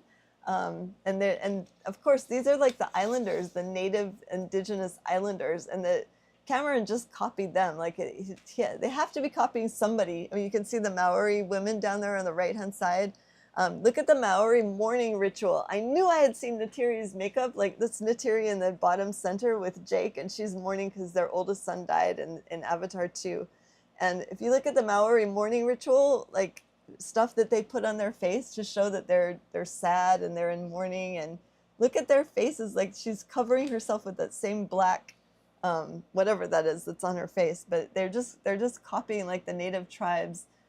And this really, really stuck with me, because when I saw that war clan that they just introduced in Avatar 3, look at the Comanches. Like, they look so much like the Comanche. Like, the Comanche paints their face with ash, with red.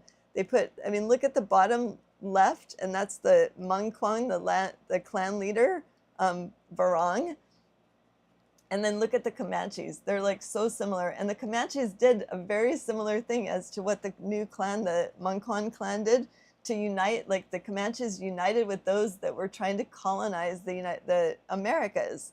And they ended up getting weapons from them, just like the Mungkwang clan did. They basically went over to the side that was conquering and killing off their own people, the other Native Americans. But the Comanches united with them against the Apaches, against the Navajo, against so many other Native American tribes, and they look just like them. I mean, Cameron totally copied the Comanches. Look at even the bottom right, it's the guy with the bull symbolism. And he's like, that's a Comanche chief. I mean, it's like, and Comanchea means they who will always be my enemy. So that's what they were called by other Native American tribes. They hated the Comanches after they united with the Spanish. The Spanish were trying to colonize the Americas. The French were trying to colonize. I mean, all these European countries, the Comanches united with them just so they could have more power and get their weapons. And that's exactly what they show in Avatar. Okay, so I just did some word studies here. There's different types of the Na'vi that live on Pandora. You can see, like, their serpent, their dragons that they ride, their banshee, whatever you want to call them. And in Hebrew, Na'vi means prophet, referring to someone who speaks on behalf of God. So it's kind of crazy, because the Native American tribes are actually part of the lost Hebrew tribes. So it's just ironic that Cameron would call them the Na'vi, the avatars, that he's totally copying Native American and indigenous tribes with their dress, with their culture, with everything, and how they can connect with nature. And then he calls them the Na'vi. Now look at the Mungkwang. This is a Filipino word. Mangyan is the generic name for the 8 indigenous groups found in Mindoro, each with its own tribal name, language, and customs. Varong, that's the name of their leader. You know, V and B are interchangeable in Hebrew. Yes. Varong means voodoo, black magic. Isn't that crazy? And that's in Filipino. That's Filipino language, okay? And Cebuano, which is another form of Filipino language, it's a kind of sorcery where insects are introduced into the intended victim, usually a mutant specimen with which Barong's sorcery is performed. That's her name, Barong, like the leader of that Mungkwang tribe, which is just, so he totally stole names from like Philippines, you know, just crazy. Well, if he's knowledgeable, If he's knowledgeable about the history behind, right? Mm-hmm. He's just using the same languages, right? Totally. Like, totally. This is not new things that James Cameron came up, is what I'm trying to say. He Oh, just yeah. grabbed indigenous and like Filipino words and just like made a movie. The only thing he's really accredited for is piecing together the story in a way that's more tangible. Yeah. But I'm sure this is from like probably like satanic lore or something, you know? Well, So- there was actually a movie made in 1939 called Drums Along the Mohawk that featured Henry Fonda and David Carradine. I'm not even sure who these people are, but Carradine? Yeah, and so Carradine was a loyalist to the imperialists, and Fonda was fought in the Revolutionary War for the U.S., but he was going along with the ways of the indigenous tribes, and so it's exactly what they show in Avatar. They're like, it's just a remake of either this movie, Drums Along the Mohawk, or of Fern Gully, that's kind of like the very similar theme, or of Dances with Wolves, where Right. it's like a guy who like he starts doing the Native American ways and all that stuff. There's a Man Called Horse. That's That's another, another one. one. Another one. I didn't ever see that that's one. actually a really good one. I enjoyed that. Me and Kaylee got to rewatch that. So Oh my gosh. Okay, so let's see. Oh, also the seeds of that great tree, you know, those floating jellyfish things, those are called the Atokirina. Guess what word is inside that word? Atokirina. Kiri. okay. Oh, Kiri, right? And she is of Ewa, of the seed of that tree. So that's Right. where they got her name, which is just, yeah. There it is. Okay, so I'm looking through, these are some of the names that I was mentioning. There's Natiri, a warrior from the Amaticaya clan, daughter of Moa. Okay, you can read these yourself, but Jake Sully, these are like all the main characters in Avatar. So you can kind of see who I'm talking about. If you haven't seen the movies, it can be a little bit confusing, but I just wanted to bring out like the total pantheistic theme of this whole thing. And they're blue. Okay, that's the next thing I wanted to touch on. Do you have any idea, Isaac, why they would be blue? Why would Cameron make these creatures blue and not I like, do, brown? but should I be mentioning it? Go ahead. I'm just about to talk about it. Oh, Well, we've talked about it already, and like I believe on this channel about the drawing about the blind guy that kept asking, "Oh, Satan, show me what you look like." oh yes, Right? exactly. Show me what you look like, and show me what you look like, and he kept begging for it. And as he was painting, he was completely blind, but the vision he kept seeing was blue people. Yeah, And so he drew Exactly. an all blue person that kind of You're right. looks like the there. yeah, there you go.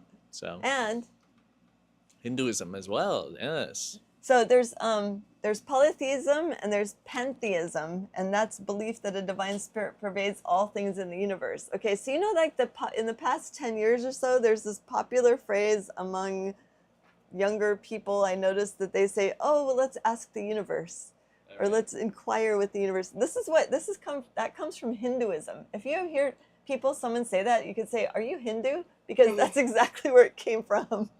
And it appears to have numerous gods, but it is pantheism rather than polytheism. And look at this. All of their gods are manifestations or avatars of a divine universal spirit, such as Brahman the Unbounded. And you see that creature in the front? That's the thing that's exactly in front of CERN. All right, you know CERN in Switzerland? They have that statue right there on the bottom right in front of CERN. So what is that saying? Okay, but I just want to show you a lot of the Hindu gods are portrayed as blue. I'm going to come back to that in just a sec. But let me go back here. Okay, so the Metkayina clan, that's the Kaina is of Hawaiian origin and has multiple meanings. In Hawaiian, Kaina can mean sea or ocean. So look at where Cameron got this from. Met means beyond or after, or you know, like the metaverse, whatever. Yeah, beyond the sea. And then, yeah, so Kaina. So he didn't make these up. These are like from Hawaiian, okay? And then Iknimaya, that's the name for the banshees. The name Nimaya is derived from the Sanskrit word meaning purity or clarity and is often associated with spiritual purity. A unisex name commonly used in Indian culture. So that's from India. All right, then there's the Amaticaya clan. Omati in Tahitian refers to a type of traditional dance or performance as part of the rich cultural heritage of the Tahitian people, showcasing their artistic expressions. And if you remember in the first movie, they did dancing. Right, exactly. Yeah. The ritual dancing to Ewa or whatever. And then there's Netiri. She's like the main character. To become senseless, unconscious. This is Tiri. Insensible, torpid, stiff, and lifeless through a sudden blow or shock. And that's Hindi. And that seems to keep happening to her, Yeah, by the way. exactly. So It let's does. point that out as well. And then look at Jake. It comes from the word Jacob, the Hebrew name, often interpreted as supplanter or one who takes the place of another. Who did he take the place of? His brother, his twin brother. Exactly. Isn't that interesting too? Also meaning heel grabber in the Bible. Okay. And then there is some symbology of Abraham and Isaac, the story in the Bible here. This is another spoiler alert. I'm not going to go into detail what happens, but look at how tiny Spider is next to Jake. That's like how small humans are. And Spider is said to be pretty tall, like over 6 feet tall. So the avatars are just gigantic, the blue people. And then because of what happened with Spider with the jellyfish going in the mouth, that's Spider with his corrupt father is Avatar. That's not the actual kernel. That's the Avatar kernel. And he's trying to talk him into giving his DNA so that it duplicates so all of the humans can breathe Pandora air without the mask. You know what that would do to Pandora, right? Oh, so that's what happens in the third movie. Spoiler alert. That's why I said spoiler. Ah, okay. That's just a tiny part of it. There's way more information, but Because his body has like essentially developed the ability to breathe there now. So because of that little jellyfish thingy. Right. Okay, then here's some more Ashtaroth symbolism. Here's some close-ups of that creepy Barang character, and then that's the Colonel. It's symbolizing united. It's like, to me, the Colonel is kind of like the Antichrist figure, just because he is an avatar. It's not even him. You know what I mean? Like that's similar to what the Antichrist is going to be doing, and to wage war on the Navi people. And then you could consider this female version the false prophet. Right, could be, because Navi means prophet. Right. Yeah, and so she's conjuring up something. I don't want to give too much away, but yeah, the two of them are just like the creepiest ones in the entire third movie. All right, so I wanted to go over the Comanches. So they made a treaty in the late 18th century with the Spanish. I'm almost done. Specifically in 1785 and 86, these treaties aimed to create peace between the Comanche people and the Spanish colonies in New Mexico and Texas. And then you could just read, I'm not going to read all of this, but these are the factors that led to the treaties. There's the detailed treaties. And look at this. The peace terms. The Comanche agreed to cease hostilities, return captives, and notify the Spanish of any military actions against mutual enemies like the Apache. And the Spanish obligations. Isaac, you want to read the Spanish obligations in return? In your mic? Where is it? Sorry, I've been trying to find your spot. Right where it's right Bottom- above bottom Comanches line. sold out to Spain. That line right above there. Spanish obligations. Comanches. Second line from the bottom. Second line. Spanish obligations. In return, the Spanish promised gifts and support. So it's just like in the movie, they promised gifts and support. It's That's the exact so- same. That's so vague. I know, exactly. What are you gonna give them? Pigs? Like And then can you read what it says at the very bottom? I mean, Comanches sold out to Spain. the very bottom, Oh, those there. tiny words. Can you read that? Compulsory conversion of Indians by Jesuit missionaries? Yes. Oh. So that's what happened to the indigenous. Guess where the Jesuits were from? Spain. Yeah. Okay, so when they talk about the Spanish, these are the guys they're talking about, okay? This is their supposed gifts and support, all right? They were forced to convert from worshiping the Most High God to the Satan, basically. And then you can see there's like the little treaty that they had, and then that's the Spanish insignia there with the red lion, which is very similar to the red dragon. So here's the Jesuits. New France is the Americas, by the way. You can see all these Jesuits guys. Look at all the Native Americans. This is what really happened in colonialism. I'm They make it telling you sound like guys, all read the fine whitewashed. print, understand what words have meaning, because you don't want to get screwed over like these Indians. Yeah, and these were the Gifts and support. these were some of the lost Hebrew tribes. They look totally Filipino on the bottom there. That is the Native And Americans. it was totally okay? legal too, because Yeah. of the way they worded it. Like Exactly. They were like forced. Otherwise, they would be killed if they did not convert to Satanism, basically. hmm Okay, this is just going of the blue a little bit more. I wanted to go back even further to before the flood, of how things were before the flood, or things going to be similar to what we're going to see here in prophecy. the Atlanteans were depicted as being blue, and they still are today. And in Marvel Comics, you can see all these photos from Marvel. And then we went over this already with the Hinduism. And then the blue is also the color of the infinite. Blue doesn't mean what it means in Western paintings. It is not the color of the sky or the sea, though they are related. Blue here represents the boundless, the vastness of the cosmos, like the universe, right? The Right. depth of consciousness beyond thought. Ancient artists didn't have to access to modern pigments, but they knew how to make indigo from plants. And lapis lazuli, where did lapis lazuli come from? The firmament. They have very distant minds, in other words, in the sky. They used these because they were rare, precious, and carried meaning.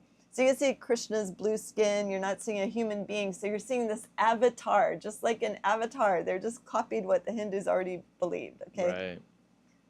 All right. And you see how they're Oh. pointing out the whole one world religion too, by integrating all these different religions and all these viewpoints in the language and all of that. Yeah, exactly. Yep. Okay. So then one more thing, Taruk Makto is first introduced in Avatar 1. He comes back again in the third one. I'm not going to say too much about it, but it's written by the blue deity with the magic tail. In other words, Jake Sully, the replacement, who is an avatar, a demonic entity. The definition of Taruk in the Malay dictionary, badly and very rough. And then Makto equals truth in Japanese. Or Makoto. Yeah. So polytheism, the red dragon symbolizes bad various truth. concepts depending on the culture, such as chaos, destruction, even good fortune. For example, it represents a powerful guardian or bringer of blessings, while in others it embodies evil and tyranny, particularly in Christian contexts where it is linked to Satan. And look at the red dragon flag of Wales in England. Like that's their deity right there on the dragon. And this is another Royal Crest of England. Notice the red dragon on both. These are the very people that were colonizing everything, all right? They were trying to twist the Hebrew tribes to be Satanists. And I'm going to end with this last one, the red dragon in Revelation chapter 12, chapter 17. You can read these at your leisure, but it talks about the red dragon here having 7 heads and 10 horns and 7 crowns. And who is the rider of the red dragon in Avatar? Who is the true depiction of Lucifer? Who is the writer of Taruk? Yes, Jake Sully. So even though he seems like the good guy in Avatar, to me, he is the depiction of Satan because he's riding the red dragon. Right. And that's all I have. Good job, buddy. So thank you guys for hanging in there with me. And I hope you learned a little bit. And maybe if you want to watch Avatar 3, hopefully maybe when it's free so you don't have to give money to Hollywood. But Disney Plus, hopefully it'll be coming out on and you can all watch it. But that's my take, what I got from it. I'd love to hear, I'm going to go back and read the chat tomorrow when I can look at that and see what you guys thought of it. And let's close in prayer. Isaac, would you mind closing us in prayer? All right. Thank you, Abba, for giving us understanding, ears to see, or ears to hear and eyes to see, so that we would not be blinded or deceived by any of these understandings. I would not consider them false because they do exist, but they are not you. Therefore, they are worshiping a false god. Thank you for allowing all the tech to work properly, and as well as my dad's lesson as well. That was very enlightening about the concept of Miriam and how she herself had to accept your salvation and accept you. So that means if even the mother of the one who birthed our Savior must accept it, all must accept. And so we thank you that you are the way, the truth, and the life, and that it is by you that we come to salvation, because if we tried to do it on our own, we would keep falling over and over again. So thank you for being our righteousness as well, so that we can get back up after falling 7 times as well. Above all else, Yeshua, your will be done, and may we continue another week in the peace of Yahweh as we follow the commandments. In Yeshua's name, thank you. Amen. All right, guys. All right, everyone. We'll see you guys next week. Take care. Happy New Year. Blessings. Happy New Year. Pagan New Year.